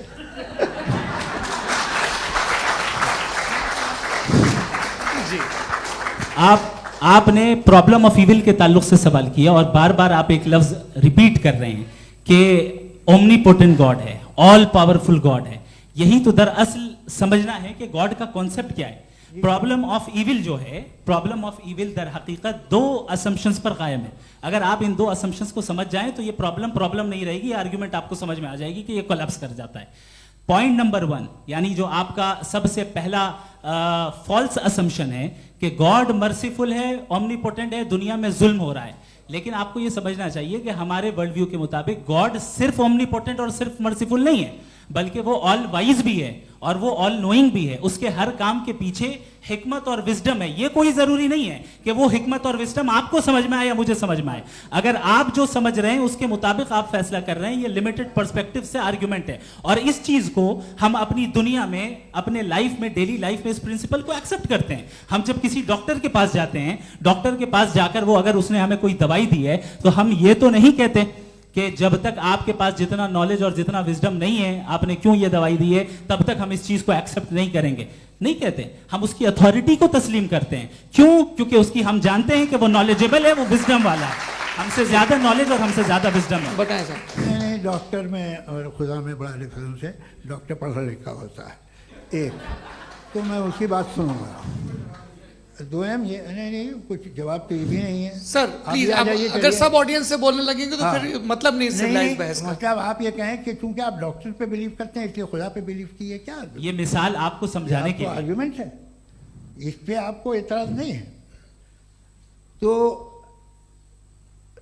सिंपल बात ये है कि मैं अगर ये यकीन कर लूँ कि एक ओमनीपोटेंट, उसकी मसलहत है, ये जो बच्चे मर रहे हैं ये मसलहत है उसकी, मुझे नहीं चाहिए इसकी मसलहत। उसकी मसलहत नहीं, यही तो समझना है। मतलब एक्सपीरियंस। अच्छा, इस आपने अभी मेरी बात पूरी सुनी नहीं। मैंने कहा आपका पूरा आर्ग्यूमेंट 2 फॉल्स असम्पशंस पर है। एक फॉल्स असम्पशन मैंने बता दिया, दूसरा फॉल्स असम्पशन ये है कि इस दुनिया में इविल के होने का कोई गुड रीजन नहीं है, जबकि हमारे पास बाज रीजंस मौजूद हैं, हमारे पास बाज वजूहात मौजूद हैं। अगर इस दुनिया में इविल ना हो तो आप गुड को डिफाइन कैसे करेंगे? अगर जुल्म ना हो आप इंसाफ को समझेंगे कैसे? अगर तारीकी ना हो तो आप लाइट को समझेंगे कैसे? बहुत अच्छे। अभी और सुन लें, अभी और बाकी है। ये तो बात बहुत पसंद आई साहब मुझे, कि जब तक रेप ना हो तब तक औरतों की इज्जत का ख्याल आपने मेरा जवाब पूरा सुना ही नहीं। जब तक के बच्चों का कत्ल ना किया जाए तब तक आपको बच्चों की मासूमियत की इज्जत। आपने पूरा जवाब सुना ही क्या नहीं। बात है, क्या आपने नुक्ता निकाला? आपने पूरा जवाब सुना ही नहीं। आप सुन लें, मेरी बात सुन लें। ये मैंने आपको एक चीज बताई। दूसरी चीज, इस दुनिया में हम आए हैं टेस्ट के लिए, हमारा टेस्ट हो रहा है और हर इंसान का अलग अलग अंदाज में टेस्ट होता है। और इस दुनिया में अगर इविल मौजूद है तो वो इविल जरिया है हमारे अंदर ह्यूमन नोबल क्वालिटीज को डेवलप करने का और अलग अलग फील्ड में प्रोग्रेस करने का। और अगर हमारे अंदर और इस दुनिया में इविल नहीं होता तो बताइए टेस्ट का मतलब क्या होता? अगर मैं अपने स्टूडेंट को एमसीक्यूज दूं और उसमें सिर्फ राइट आंसर लिख कर दे दूं और कहूं तुम्हारा टेस्ट हो गया, ये मीनिंगलेस है। इस दुनिया में अगर हम टेस्ट के लिए आए हैं तो जाहिर है गुड एंड इविल दोनों मौजूद है। तो अगर गुड एंड इविल दोनों मौजूद है तो ये इविल भी खुदा का बनाया हुआ है? जी हाँ, खुदा का बनाया हुआ है। लेकिन अच्छा, चलो अच्छी बात। जी बिल्कुल, तो बिल्कुल खुदा ने बनाया। अभी तो ये है कि जो मेजॉरिटी है दुनिया में वो इविल है, तो ये खुदा एक्चुअली इविल के साइड पे लग रहा है मुझे। बिल्कुल भी नहीं, मैं बताता हूं। मेजॉरिटी में तो वो है। क्या बात कर रहे हैं भाई आप? मैं बहुत कोई भी जो मुंसिफ होगा, चाहे आपका अपना घर हो जिसके आप सबसे बड़े हैं, चाहे आपकी ऑर्गेनाइजेशन हो जो आप चलाते हैं, वहां पर आप इवल रखेंगे साबित करने को कि बाकी लोग शरीफ हैं? मेरी बात सुनिए। क्या ये आर्ग्यूमेंट ही गलत है? अगर कि जब तक के कोई इवल नहीं होगा तब तक के शरीफ आदमी शरीफ नहीं लगेगा। अगर एग्जामिनर गलत ऑप्शन दे रहा है तो एग्जामिनर इविल नहीं हो गया, जो गलत ऑप्शन को सेलेक्ट कर रहा है वो फेल होगा। क्रिएटर ने इविल को बनाया है लेकिन वो इविल नहीं है। अच्छा सुनिए मेरी बात, चलिए, लेट मी कंप्लीट सर। जी जी। क्रिएटर ने इविल को बनाया है टेस्ट के लिए, वो इविल नहीं है। इविल वो होगा जो उसे इख्तियार करेगा। छुरी को बनाने वाला गलत नहीं होता है, छुरी का गलत इस्तेमाल करने वाला गलत होता है। रेप को कैसे गलत इस्तेमाल करते हैं? रेप इंसान के फ्री विल का नतीजा है। ये रेप कैसे गलत इस्तेमाल होता है? ये मुझे अब सुन ले, अब सुन ले। गलत इस्तेमाल होता हाँ मैं बता रहा हूँ ना, कैसे गलत इस्तेमाल? मैं बता रहा हूँ कि जो इविल इस दुनिया में मौजूद है उसके कई सारे तरीके हैं। एक तरीका इंसान का अपना फ्री विल है। अब अगर कोई रेपिस्ट रेप कर रहा है तो इसका गॉड का कसूर नहीं है, वो अपने फ्री विल का गलत इस्तेमाल कर रहा है, उसको सजा मिलनी चाहिए। अच्छा। और उसी के लिए जहन्नम बनाई गई है।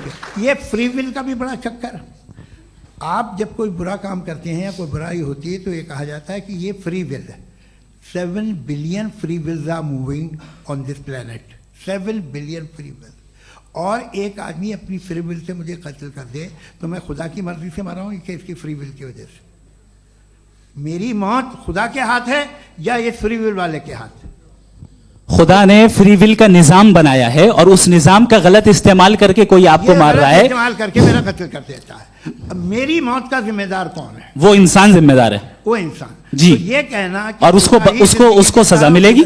तो अब आप आगे चलिए कि ये तय करना कि अल्लाह ही या अल्लाह ने खुदा ही जिंदगी देता है, खुदा ही मौत देता है, ये गलत है। बिल्कुल गलत नहीं है। हाँ, नहीं, निजाम उसी ने बनाया फ्री विल का, निजाम मौत और हयात का उसी ने बनाया। You are contradicting yourself. अभी आपने कहा कि एक आदमी ने फ्री विल से आपको मार दिया, इसमें उसे फ्री विल दी गई थी, उसने गलत इस्तेमाल किया। 7 billion free wills are moving on this planet और आप चाह रहे हैं कि मैं सिर्फ खुदा का ध्यान करूं। ये 7 बिलियन फ्री विल्स को मुझे लुक आफ्टर करना पड़ेगा कि नहीं? ये तो तबाहियां कर रही हैं और तबाहियां ज्यादा हो रही हैं। बिल्कुल। तो अगर आप बताएं अगर खुदा नहीं है फॉर एग्जाम्पल, तो आप इविल को कैसे डिसाइड करेंगे? यानी how can you define evil objectively without God? देखिए दुनिया में 2 तरह के जानवर हैं। एक जो अकेले रहते हैं जंगल में और एक जो ग्रुप्स में रहते हैं। ग्रुप में जो भी रहेगा, चाहे वो आपका फाउंडेशन हो, चाहे कोई क्लब हो, चाहे कोई पॉलिटिकल पार्टी हो, चाहे कोई यूनिट हो, उसमें आपको इंटरैक्ट करने के रूल बनाने पड़ेंगे। यानी लोग तय करेंगे। लोग तय करेंगे। अगर लोगों ने यह तय किया कि किसी का रेप करना सही है, आप जस्टिफाई करेंगे? नहीं, आपका फाउंडेशन तो ये हो गया ना कि लोग ही विल डिसाइड करेंगे। नहीं, अरे दुनिया में ऐसे ग्रुप्स हैं जो रेप को जायज़ मानते हैं सर्टेन हालात में। मैं डिटेल में नहीं जानूंगा, आप भी जानते हैं।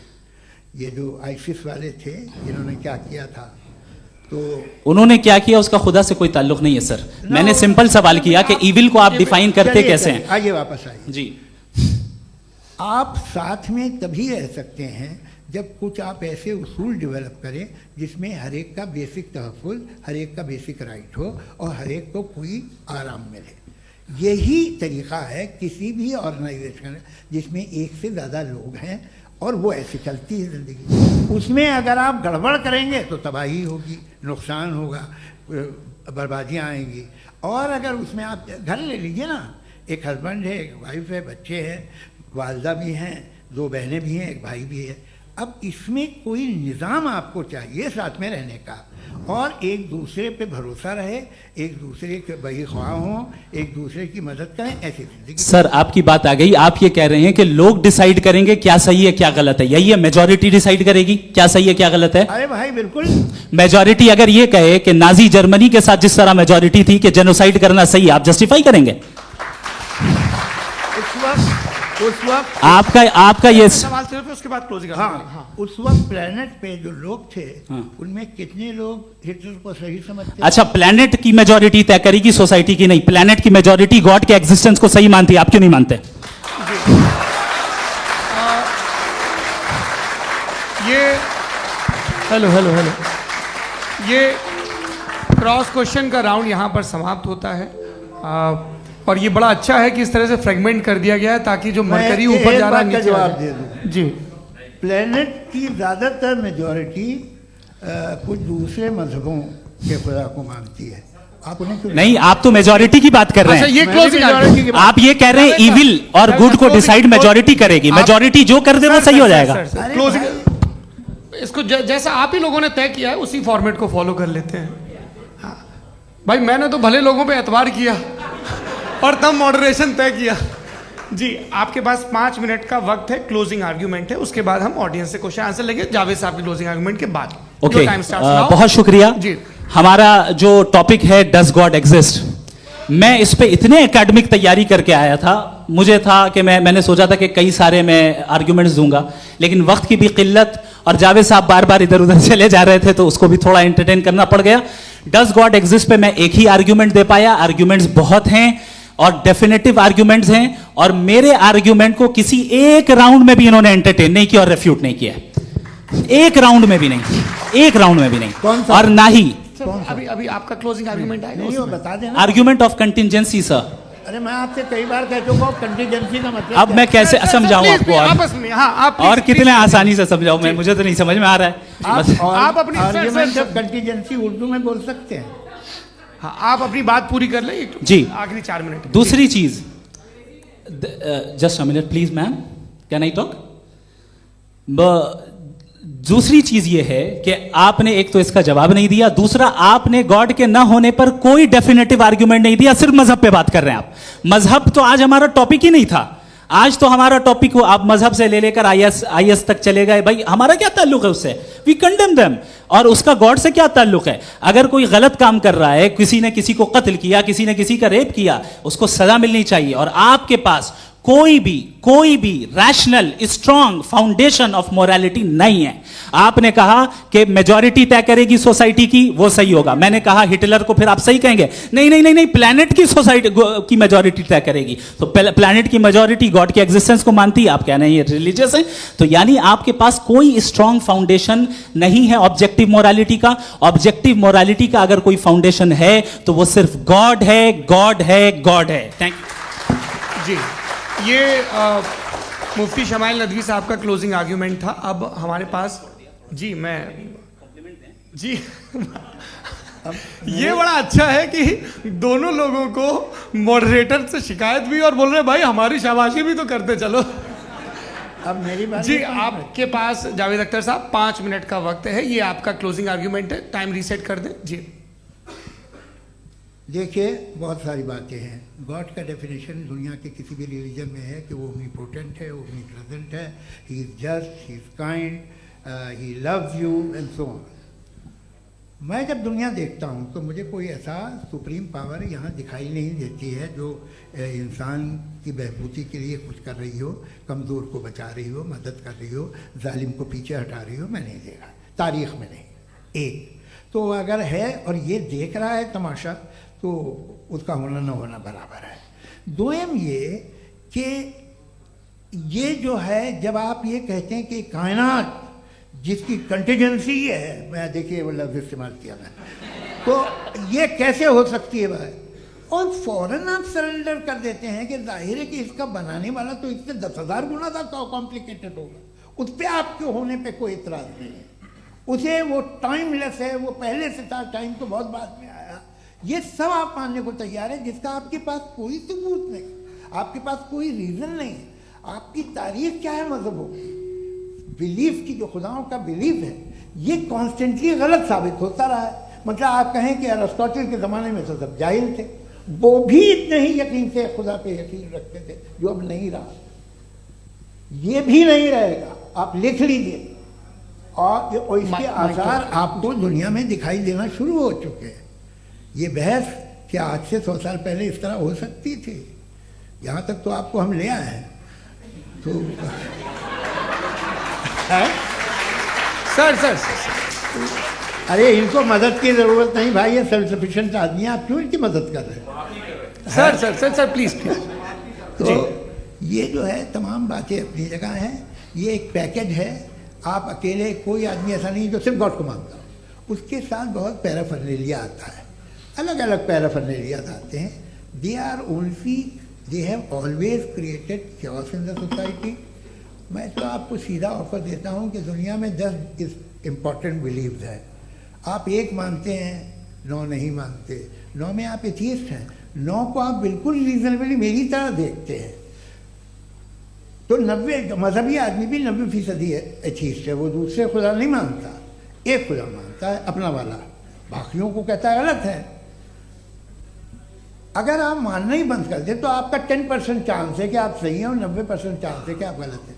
मेरा मशवरा है आप मानना छोड़ दिए तो 50% चांस होगा कि आप सही हैं और 50% चांस होगा, 40% आप गेन करेंगे by becoming an atheist.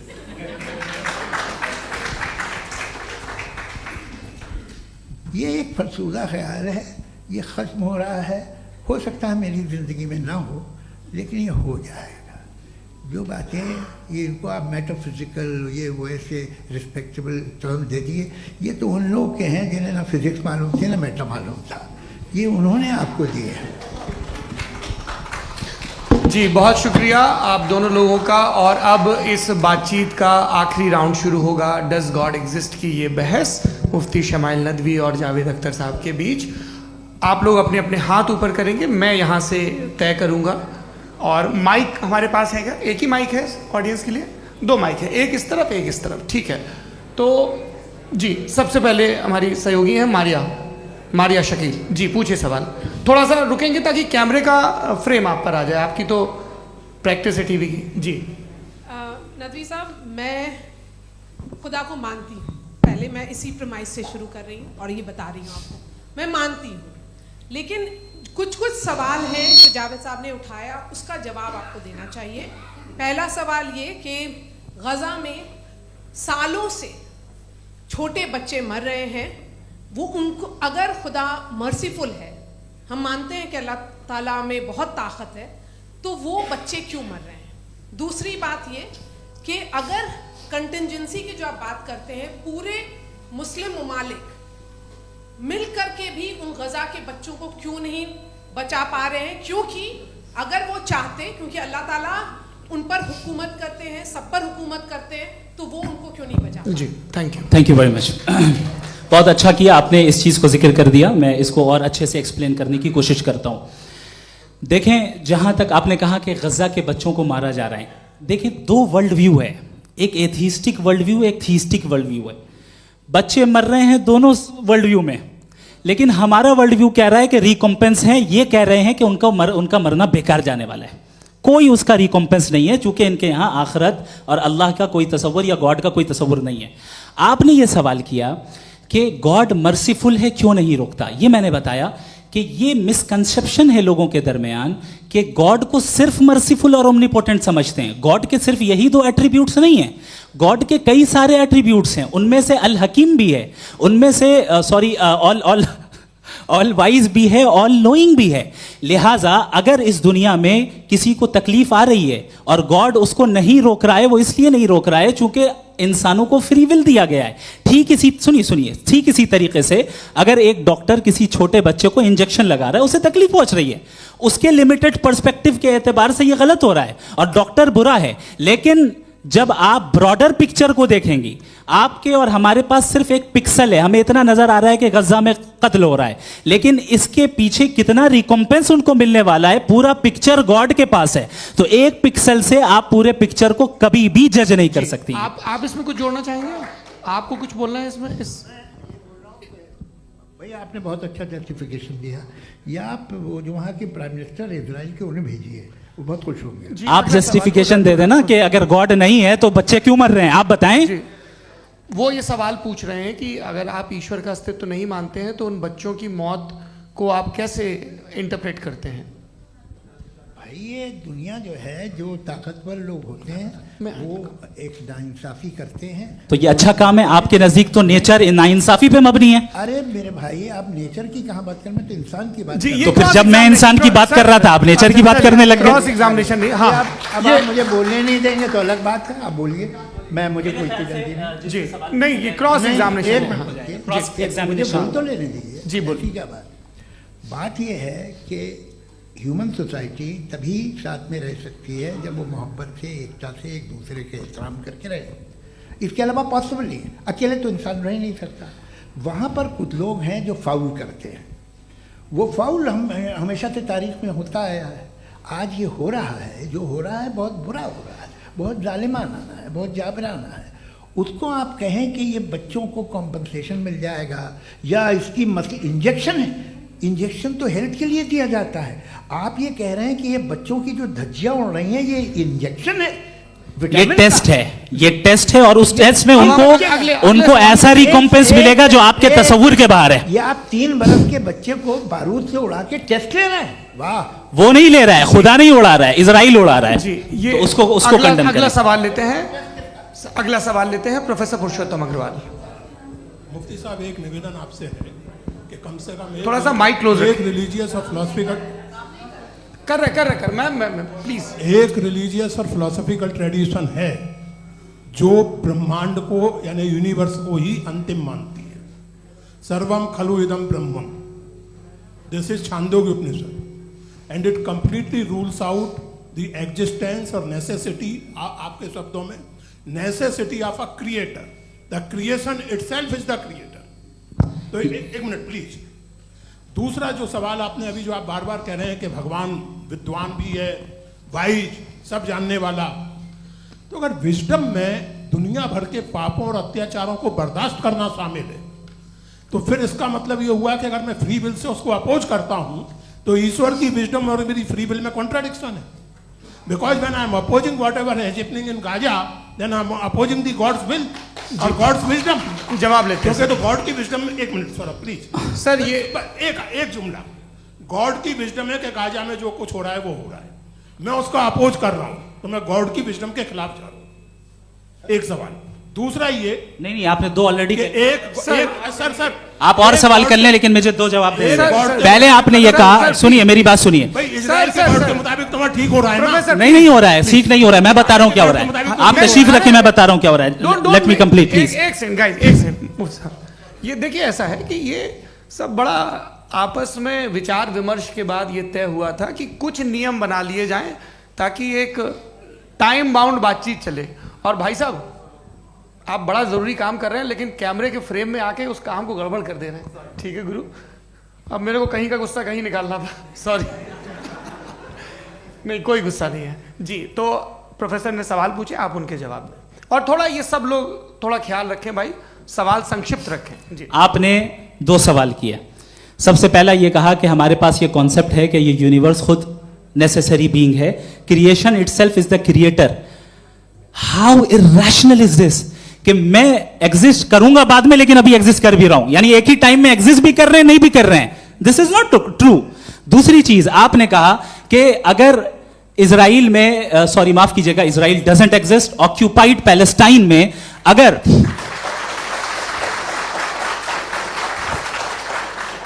Occupied Palestine में बच्चों को मारा जा रहा है फ्री विल की वजह से और गॉड नहीं रोक रहा, ये कॉन्ट्रडिक्शन है। ये बताइए कि एक एग्जाम में एक बच्चा गलत आंसर लिख रहा है, सुनिए, एग्जामिनर चाहे तो रोक सकता है, क्यों नहीं रोक रहा है? ये कॉन्ट्रडिक्शन है या कॉन्ट्रडिक्शन नहीं है? नहीं सर, ये आपस में ये क्या आपका सवाल? माइक दीजिए। फ्री विल दिया गया है टेस्ट के लिए, अकाउंटेबिलिटी के लिए। अगर फ्री विल नहीं होता तो आप कहते हैं हमें रोबोट बना दिया गया। नॉट मिसरिप्रेजेंट माय पोजीशन, आपकी जो भी पोजीशन, मैं अपनी फ्री विल के नाते, अपने ह्यूमन विजडम के नाते गाजा में हो रही अत्याचार का विरोध करता हूं। बिल्कुल करना चाहिए। आपके हिसाब से मैं गॉड की विजडम का विरोध कर रहा हूं? बिल्कुल नहीं, समाज हो रहा है गॉड, बिल्कुल भी नहीं, बिल्कुल भी नहीं।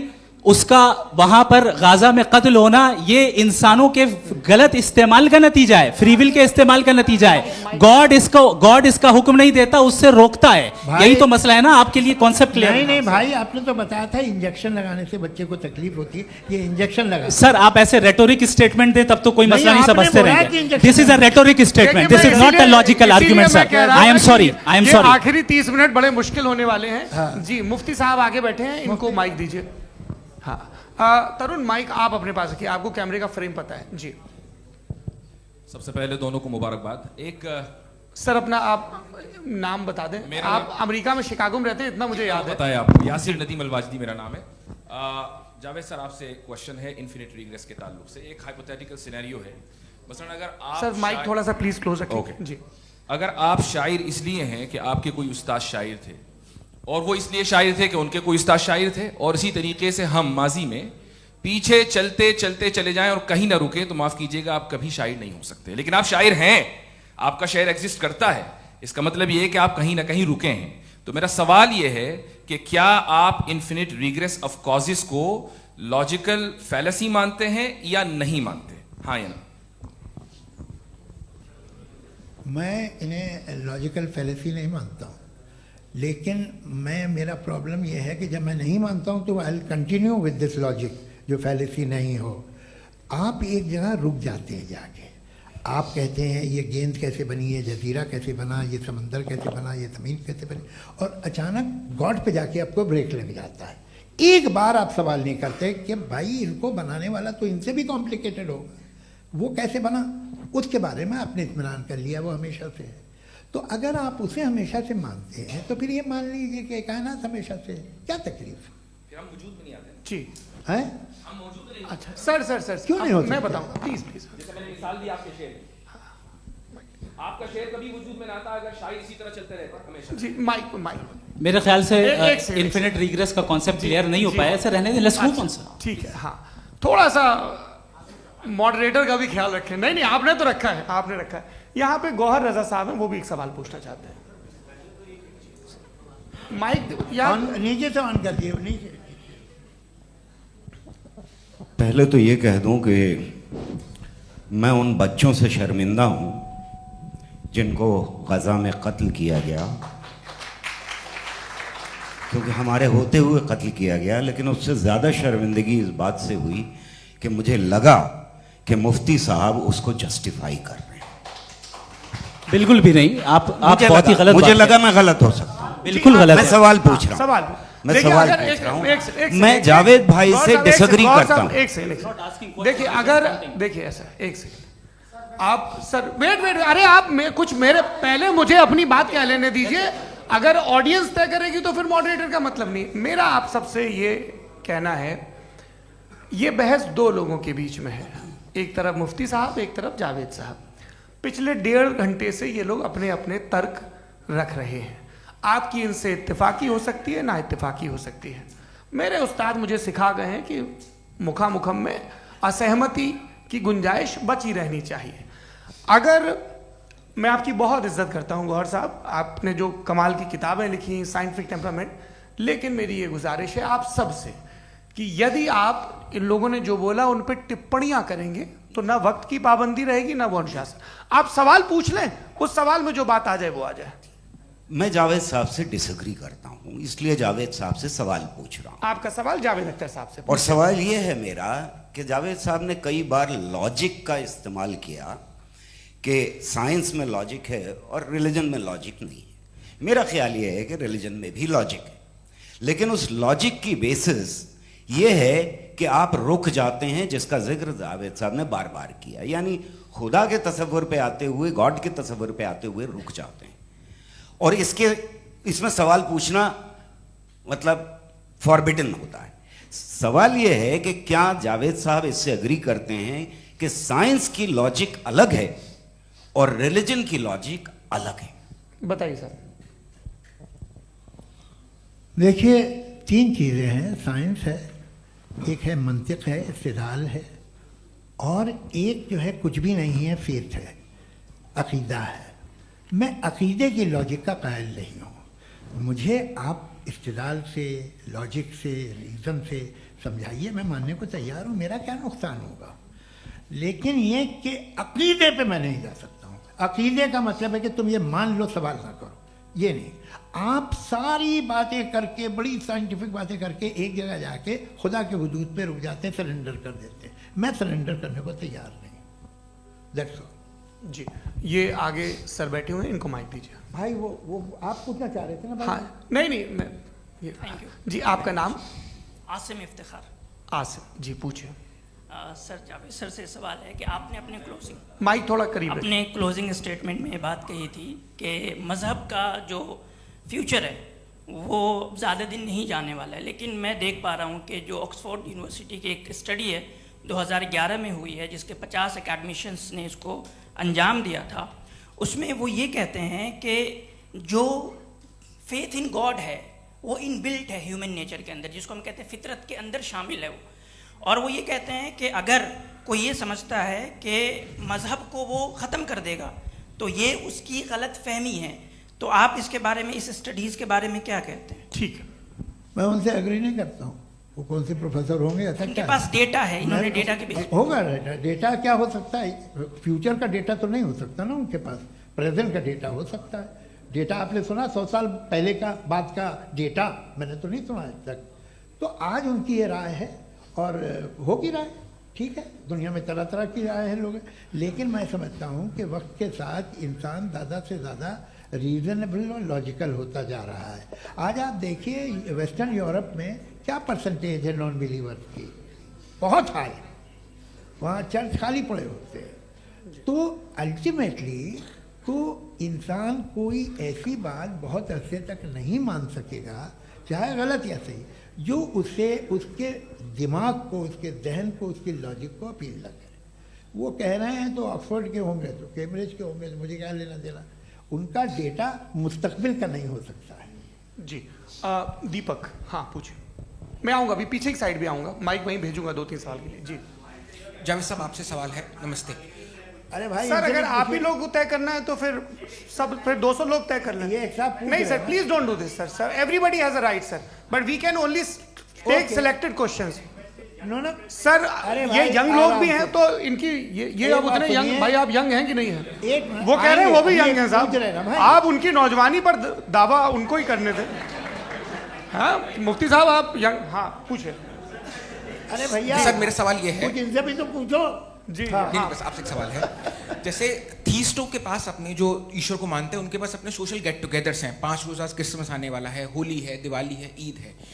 एथिस्ट क्या ऑफर कर रहे हैं? मतलब मैं इनकी दुकान से बोलूं, मैं आना चाहता हूं उस तरफ, पर मैं अट्रैक्ट नहीं हो पा रहा हूं। मैं सोशल गेट टुगेदर्स क्या है आपके पास? वो ये कह रहे हैं कि जो धार्मिक लोग हैं, अलग अलग धर्म के लोग, उनके उत्सव त्योहार, कॉन्ग्रेगेशन बहुत हैं। अब आपको मैं एक सुनाता हूँ, यहाँ हिस्टोरियन भी बैठे हैं। मृदुला जी, आप बताइएगा सही है क्या? ये एक कॉन्स्टेंटाइन, एक ग्रीक रोमन बादशाह था जो क्रिश्चियनिटी आने के 400 साल बाद उसने डिसाइड किया कि मैं क्रिश्चियन हो जाऊंगा, मेरी पूरी स्टेट कैंसिल हो जाएगी। उस ज़माने में ऐसे ही होता था, राजा जो धर्म इख्तियार करता था वो जनता भी कर लेती थी। इसलिए कि वो हो गया था बैंकरप्ट, और उसे जो मेडिटेरियन कोस्ट के रिच क्रिश्चियन वो थे मर्चेंट, उससे पैसा चाहिए था। तो उसने कहा यार क्रिश्चियन हो जाओ। तो उसने अपने वजीर से कहा कि भाई ये हिस्ट्री है कि अब हम लोग क्रिश्चियन हो जाते हैं।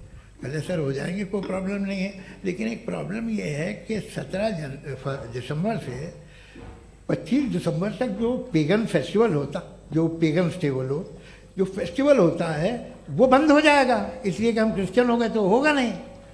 तो वो बच्चों को बहुत बुरा लगेगा, पब्लिक को बहुत इन्जॉय करते हैं, खासतौर से 25 को मेन डे। उसने कहा हाँ ये तो सही कह रहे हो। ये जीसस क्राइस्ट की पैदाइश कब थी? कहते साहब वो अप्रैल में थी। नहीं, कट करो, वो 25 दिसंबर को है। यह हकीकत है। और 400 साल बाद क्रिश्चियनिटी के अप्रैल से दिसंबर ले आए, और इसलिए कि यहाँ पेगन फेस्टिवल होता था। अब मनाते हैं आप आराम से। ये जो सारे फेस्टिवल हैं ये रिलीजन से, हर एक को एक इंटरटेनमेंट डिपार्टमेंट चाहिए होता है अपनी कंपनी चलाने के लिए। तो ये रिलीजन ने, ये सेकुलर त्योहार थे जिन्हें रिलीजन्स ने ले लिया है। ये मौसम के थे, फसलों के थे, किसानों के थे, उसको आपने लेके रिलीजियस रंग दे दिया। ये कोई रिलीजन से थोड़ी आए आप। अच्छा हमें देखिए, हम तो मुल्द हैं, हम ईद मनाते हैं, हम दिवाली मनाते हैं, हम होली मनाते हैं, हम क्रिसमस मनाते हैं। बम्बई की फिल्म इंडस्ट्री की सबसे बड़ी होली हमारे घर में होती है, सबसे बड़ी ईद हमारे घर में होती है। वो हमारे सोशल वो है, हमारे हेरिटेज है। ऐसा थोड़ी है कि we will throw the baby along with the water. ये तो अच्छी चीज़ है, इन्हें रखो, जो बेकार है फेंक दो। जी हाँ, हेलो जी, मेरा सवाल नादवी जी से है।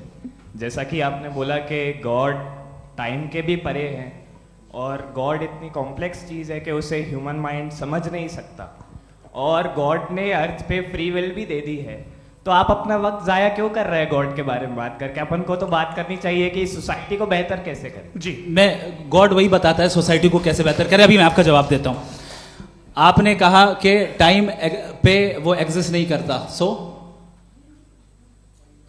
मेरा सवाल ये है कि जैसा आपने बोला कि गॉड बहुत ही कॉम्प्लेक्स चीज है। मैंने कहा ही नहीं कि कॉम्प्लेक्स है, तो आपके अल्फाज हैं। कॉम्प्लेक्स का लफ्ज गॉड के लिए सुइटेबल नहीं है। क्यों? क्योंकि कॉम्प्लेक्स वो चीजें होती हैं जो ऑब्जेक्ट हो। God is not an object जिसको आप इंस्ट्रूमेंट के जरिए लेबोरेटरी में जाके टेस्ट करें, oh it's very complex. No, वो कोई कार का इंजन नहीं है। वो फिलोसॉफिकली नेसेसरी बीइंग ऐसी बीइंग है जो सिंपल बीइंग है। हाँ, आप उसको मुकम्मल तौर पे उसकी तमाम हिकमतों को जान ले और हर चीज को जान ले, ये पॉसिबल नहीं है, क्योंकि वो ऑल वाइज है, आप ऑल वाइज नहीं है, और वो खुदा है, वो आपको सारी चीजें बता दे, ये जरूरी नहीं। मेरा सवाल ये नहीं था, मेरा सवाल ये था कि जब गॉड इतना परे है इस दुनिया से कि उसने अर्थ पे फ्री विल भी दी है, हम सब ह्यूमंस की फ्री विल है, और जो सोसाइटी में हो रहा है वो अपन लोग डिसाइड करेंगे, तो अपन लोग डिसाइड नहीं करेंगे ना, अपन लोग डिसाइड नहीं करेंगे। गॉड जो है, गॉड ने वो उसकी जात, उसकी एग्जिस्टेंस टाइम एंड स्पेस से परे है, लेकिन वो हमारा टेस्ट ले रहा है और उसी गॉड ने हमें बताया कि तुम्हें क्या करना है क्या नहीं करना है, तो जाहिर है उस गॉड की बात सुनेंगे ना हम। जी, वो पीछे एक चश्मा लगाया जो मैम खड़ी हैं, उनको दीजिए। हाँ आप जी जी बिल्कुल आएंगे।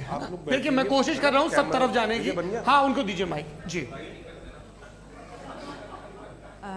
हेलो सर, मैं ओमनी प्रेजेंट नहीं हूँ, टाइम पाबंद हूँ और जहां तक कोशिश कर सकता हूँ करूंगा। जी अपना नाम बताइए। मेरा नाम उर्सुला है, मैं दिल्ली यूनिवर्सिटी की एक स्टूडेंट हूँ और मैं स्टूडेंट फेडरेशन ऑफ इंडिया से हूँ। मेरा सवाल मुफ्ती जी से है कि इस हॉल के इस कमरे में बैठ के हम लोग रेप की मोरालिटी के बारे में फिलोसफिकली बात तो कर सकते हैं, बट असलियत ये है कि रोज़मर्रा की ज़िंदगी में औरतें रेप के थ्रू गुजरती हैं, और हम लोग सिर्फ नंबर्स पे इस तरह नहीं देख सकते, क्योंकि कितनी औरतें हैं इन कंट्रीज़ में जहाँ पे आप बता रहे हैं कि केसेस कम हैं, जिनका एक्सेस है कि वो जाके केस फाइल कर सकें। कितनी औरतें हैं जो जिनको काम करने की आज़ादी है उन कंट्रीज़ में। यूरोप में ये आज़ादी आ गई, यूरोप में ये रूल्स आ गए, तो हम आज उसके बारे में बात कर पा रहे हैं। जी जवाब। आपने ये कहा कि कमरे में बंद होकर हम लोग इस पर फिलोसफिकली बात कर सकते हैं, लेकिन हकीकत में क्या हो रहा है, वो ग्राउंड लेवल पे क्या हो रहा है जो बहुत गलत हो रहा है, और वो सफ़र कर रही हैं। आई एग्री, बहुत गलत हो रहा है, और जो गलत हो रहा है उसको हमें रोकना है। और क्यों रोकना है, वो गलत क्यों है, हमारे पास इसका ऑब्जेक्टिव फाउंडेशन है, इनके पास उसका ऑब्जेक्टिव फाउंडेशन नहीं है। मैं ये कहना चाह रहा हूं कि जहां पे भी जुल्म हो रहा है, जहां पे भी औरत पे जुल्म हो रहा है, या उसकी इज्जत लूटी जा रही है, या उसे तकलीफ पहुंचाई जा रही है, और सिर्फ औरत नहीं, किसी इंसान के ऊपर भी जुल्म हो रहा है, तो उसके खिलाफ खड़ा होना, ये मॉरलिटी हमारे पास गॉड के पास से आई है। वरना जावेद साहब तो कह रहे हैं कि जो है मेजॉरिटी डिसाइड करेगी, तो मेजॉरिटी तो कभी भी बदल सकती है। क्या आप हाँ। ये थोड़ी सी आपको गलतफहमी है। मैं अगर मेरे जुमले से ये मदना निकला या मैंने कहा, तो ये जुमला मैं वापस लेता हूँ। ये मेरा मतलब ही नहीं था कि मेजॉरिटी डिसाइड करेंगे। मेजॉरिटी डिसाइड करे तो दुनिया में बड़ी, वैसे आपने कहा था ये जुमला, अच्छा हो सकता है, मैं मान रहा हूँ, बाद में रिकैप कर लेंगे। अरे एक सेकंड मैं अपनी एक्सप्लेनेशन देता हूँ। मुनासिब बात यह है कि हम सब के सब दिल में जानते हैं कि क्या अच्छा है क्या बुरा है, हमें पता है अच्छी तरह से। जो लोग बुरे काम करते हैं उन्हें भी मालूम अच्छा क्या है। यही तो सवाल था हजरत कि फिर ये मोरालिटी आई कहाँ से? क्रॉस एग्जामिनेशन, हाँ जी हाँ। मोरालिटी साथ रहने की डिजायर से आई। यानी साथ रहकर जो कुछ कह दे जो कुछ कर दे वो हो जाएगा? नहीं नहीं, तो आप कायदे से रही कर सकते हैं जब तक लोगों में मोरालिटी हो, वरना क्यास हो जाएगा। ये आपको कैसे पता? जी हमने देखा ना जहाँ मोरालिटी का क्यास हो गया, हम देखते हैं। कहाँ पे देखते भाई हैं? दुनिया में। आप जो कह रहे हैं आप कहीं पे अगर गलत हो रहा है इस बहस तो के उसको बाद आप मैं गलत देखिए। आप एपिस्टेमोलॉजी की बात कर रहे हैं, मैं ऑन्टोलॉजी की बात कर रहा हूँ। मैं इस बहस फाउंडेशन के बाद क्या आप दोनों लोगों को चाय पे फाउंडेशन होस्ट करूंगा, वहां पे क्रॉस एग्जामिनेशन कर लीजिएगा। अभी ऑडियंस का हक मार रहे हैं आप लोग भाई, सर जस्ट लोग हैं आप लोग। और ये भाई ये हाँ उधर उधर आएंगे, उधर इनको आएंगे। जी सर आएंगे आएंगे। अच्छा सर मेरा नाम लईकुर रहमान है और मैं अलीगढ़ मुस्लिम यूनिवर्सिटी का स्टूडेंट हूँ। और जहाँ तक मुझे पता है कि sir you are also product of Aligarh Muslim University. मैं भी उसी चमन का बुलबुल। हाँ सर, तो बहुत खुशी हुई मुझे जान करके कि मैं आपसे मिलूंगा। सवाल सर मेरा सवाल ये है, सर सैयद अली रहमा का नज़रिया ये था कि खुदा के वजूद को अक़ल के दायरे में रह कर के तलाश करना, न कि पूरी तौर से उसका इनकार कर देना। Sir how will you define it? नहीं तो ये तो आप इन्हें बताइए। ये सवाल आपसे आपसे खुदा का वजूद साबित कर रहे हैं तो सर आपने इनकार कर रखा है, इस वजह से मेरा क्वेश्चन उन्होंने यही सर से एक सेकंड सर सैयद ने यही कहा ना कि अक्ल से आप खुदा के वजूद को साबित नहीं कर सकते, यही कहा ना भाई। वो उन्होंने कहा कर सकते हैं और वो कर दिया गया आज। वो फोन दो। तलाश करना या साबित करना अक्ल से अक्ल से नहीं हो सकता। अरे सवाल तो सुन लीजिए जी। अक्ल से नहीं हो सकता है, यही कहा ना आपने। अक्ल से हो सकता है। अरे वो यही कह रहे हैं भाई, आप बता रहे हो सकता है, वो तो कुछ और। आप अगर सर देखो नौजवान फोन ले लो, वो इतनी कमाल की यूनिवर्सिटी है। अरे भाई दे दो उन्हें जरा, एक मिनट दे दो भाई, मेरी बात सुनो, माइक पे बोलो ताकि जो लाखों लोग देख रहे हैं। माइक दे दो ना। अरे देंगे ना माइक, तुम ठहरो तो। हाँ सर मेरा सवाल ये था कि सर सैयद अलैहि रहमा का एक नज़रिया था अपना कि खुदा का जो वजूद है उसको अक़ल के दायरे में रह कर के तलाश करना है, न कि पूरे तौर से इनकार कर देना है। ये उनका कॉन्सेप्ट था। लेकिन मेरा सवाल ये है कि आप इसको कैसे डिफाइन करते हैं, एक्सप्लेन कैसे करेंगे? मैं आपसे जानना चाहता हूँ, क्योंकि you are the product of Aligarh Muslim University. मुझे अक़ल के दायरे में रखे मैंने बहुत तलाश की, मुझे मिला नहीं। हाँ ये इधर उधर वो चश्मा लगाए जो, हाँ उनको दे दीजिए। जी जी फटाफट पूछिए, बस 5 मिनट है, 5 मिनट में खत्म हो रहा है। हाँ अस्सलाम वालेकुम मुफ्ती साहब। एंड मेरा सवाल जावेद अख्तर साहब से। क्या नाम है आपका? अरे भैया सब मुझे पूछ रहे हो। फैज पूछिए फैज साहब। तो मेरा सवाल ये है कि अभी जो एथियस्ट है वो problem of evil argument use कर रहे हैं अगेंस्ट मुस्लिम्स, राइट? कि इस दुनिया में इतना सारा इविल है और अगेंस्ट मुस्लिम तो यहाँ अगेंस्ट थियस्ट। हाँ थोड़ा सा करेक्ट कर लीजिए भाई। पूरी मशक्कत ही इसी बात की थी कि किसी एक मजहब पे बात ना टिके। जी तो बेसिकली ये आर्गुमेंट ऐसा है कि इस दुनिया में इतना ज़्यादा ईवल एग्जिस्ट करता है और अगर एक ऑल गुड गॉड है तो वो रोकता क्यों नहीं है? लेकिन इस सवाल में एक हिडन अजम्पशन ये है कि इस दुनिया में ईवल एग्जिस्ट करता है। अब एथियस्ट ये कैसे ऑन्टोलॉजिकली प्रूव कर सकते हैं कि इस दुनिया में ईवल एग्जिस्ट करता है? मैं आपको बताता हूँ, थोड़ा सा समझा। नहीं सर हम लोग इनको सुनने आए। नहीं please don't do that. I want to explain ontology. नहीं हम समझ गए सर, इनको अब जवाब देने दीजिए। अच्छा सवाल पूछ लो। मैं अभी तक क्या था वो मैं थोड़ा सा ऐड ऑन कर लेता हूँ। तुम गुरु, तो हम जब इसका राउंड 13 करेंगे ना तब तुमको स्टेज पे बिठाएंगे। जी तो हाँ जल्दी से। तो देखिए एथियज्म के हिसाब से सब कुछ रैंडमली बन गया है, सब कुछ एटम्स और मॉलिक्यूल्स है। एक पत्थर में और मुझ में सिर्फ इतना फर्क है कि हम लोग एटम्स और मॉलिक्यूल्स का अलग अलग रीअरेंजमेंट है। अब एक पत्थर को कोई इंसान तलवार से 2 टुकड़ों में काट दे या मुझे, according to atheism it is same. There is no evil and good according to atheism. जी अच्छा फैज साहब का सवाल ये है कि हाँ कोशिश भी करते तो इससे गलत सवाल नहीं कर पाते। एक लाइफ फॉर्म है और लाइफ फॉर्म में फीलिंग्स हैं, मतलब लाइफ फॉर्म सुनता है, देखता है, टेस्ट कर सकता है, फील कर सकता है। तो उसकी जो ये जो क्वालिटी इस बबल में आ गई है वो जानवर में भी है, इंसान में भी है। तो जाहिर है कि उसे कोई तकलीफ पहुंचेगी, तो चूंकि उसके पास वो सेंसिटिविटी है तो मैं करेगा। पत्थर में वो सेंसिटिविटी नहीं है। तो ये क्या सवाल हुआ कि अगर पत्थर को काटा तो पत्थर को तकलीफ नहीं होती, तो आपको काटे तो आपको क्यों तकलीफ हो? बैठ जाइए। जी हाँ अगला सवाल। हाँ पूछे जी। जावेद अख्तर साहब अरे भैया सब आप लोग मुफ्ती साहब को छोड़ रहे हैं, तो मेरे ही पीछे पड़े हैं क्या? फिर चलो बोलो भाई। You asked how God can exist when children die in Gaza. हाँ?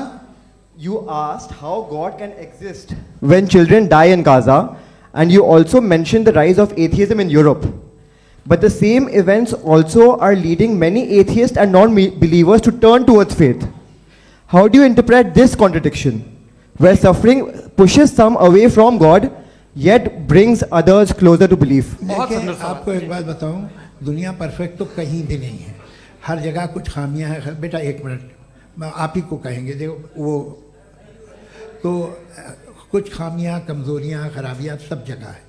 लेकिन अगर देखोगे ईमानदारी से कि दुनिया सबसे ज़्यादा महज़ब कहाँ है, एक आम शहरी को कहाँ हुकूक हासिल हैं, वो बोल सकता है, अपनी मर्ज़ी से काम कर सकता है, अपनी मर्ज़ी से राय दे सकता है, हुकूमत के ख़िलाफ़ बोल सकता है, बरसर इक़्तिदार लोगों के बारे में बोल सकता है, सरमायादारों के ख़िलाफ़ बोल सकता है। तो आपको ये स्कैंडिनेवियन कंट्रीज़ में मिलेगा, वेस्टर्न यूरोप में मिलेगा। मैं नहीं कह रहा वो परफेक्ट है, बिल्कुल नहीं, वहाँ बहुत ख़राबियाँ भी हैं, परफेक्ट तो कोई।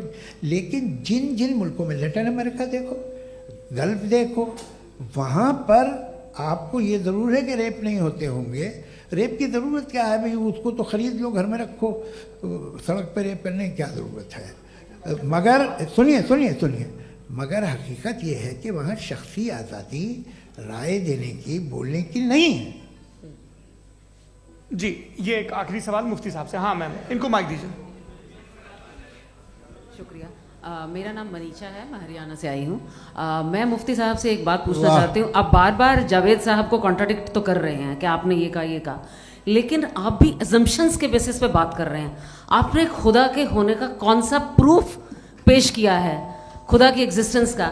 अब इस सवाल को अलग रहने दीजिए, कौन एथीस्ट है कौन नहीं है। और दूसरी बात जो आपने एक छोटी सी कही थी कि ये फ्री विल का इस्तेमाल करता है इंसान अपनी, लेकिन इस फ्री विल का इस्तेमाल में मतलब खुदा ने ये दे दी सबको ये इजाज़त कि वो कितना घिनौनापन और कितने ज़्यादा ख़राब से ख़राब तरीके इस्तेमाल कर सकते हैं। जवाब सुनते जी। आप फ्री विल को मानती है ना, या अब कहती है कि फ्री विल नहीं है ना? मानती है ना? तो अब आपके पास इसका कोई एक्सप्लेनेशन नहीं है कि अगर एक इंसान उस फ्री विल का इस्तेमाल करके गलत काम कर रहा है और बच के अच्छी ज़िंदगी गुजार के निकल जा रहा है, उसका कोई रिकम्पेंस नहीं है। हमारे वर्ल्ड व्यू में जो इंसान गलत काम कर रहा है उसको भी रिकम्पेंस यानी उसका बुरा बदला मिलना है, और जो सही काम कर रहा है उसको सही बदला मिलना है।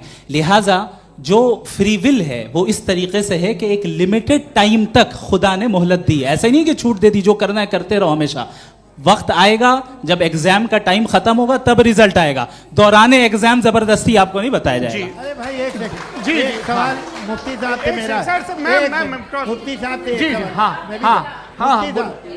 मैम रुक जाइए, आपसे फोन, आप इसके बाद आपसे बोलिए। मैं मुफ्ती साहब एक ही सवाल करता हूँ कि अगर जो हो रहा है फ्री विल से हो रहा है और एक दिन बरोज़ क़यामत इंसाफ होगा मैशर में वगैरह वगैरह, तो दुआ क्यों मांगते हैं लोग? दुआ मांगते हैं इसके मतलब है अभी भी उसने ये डिपार्टमेंट रखा है कि मैं रोज़मर्रा की ज़िंदगी में बिल्कुल बिल्कुल ही कैन। तो तुम कैन हो, तुम मुझे नौकरी दिला देते हो, मेरे बेटे को ग्रीन कार्ड दिला देते हो, और 45,000 बच्चे मरते उन्हें रोकते नहीं हो। नहीं तो क्या आप ये कह रहे हैं कि इस दुनिया में जालिमों को कभी पकड़ ही नहीं होती है? अरे जो भी पकड़ होगी वो बच्चे रोते हैं। बिल्कुल, देखिए मैंने अपने ओपनिंग स्टेटमेंट में यही कहा था कि जनाब जावेद साहब सिर्फ इमोशनल आर्गुमेंट देंगे।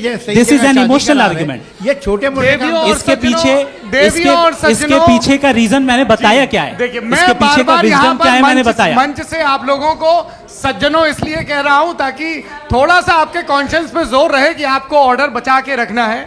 वक्त तय हुआ था, ये वक्त पूरा हुआ, आपने इतने धैर्यपूर्वक सुना, मैं आप सबका बहुत बहुत शुक्रगुजार हूं। यदि इन दोनों विद्वानों की इच्छा होगी तो कभी हम इस बातचीत का राउंड 2, राउंड 3, यही तो देखिए खूबी है इंसान की कि बहस मुबाहसे में वो पड़ा रहता है।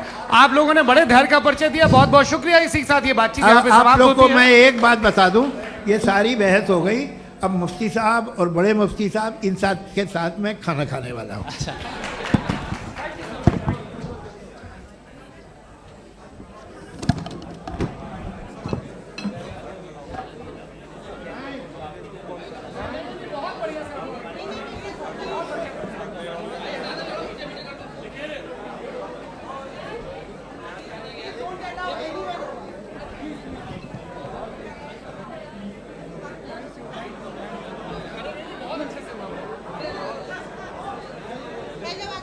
Thank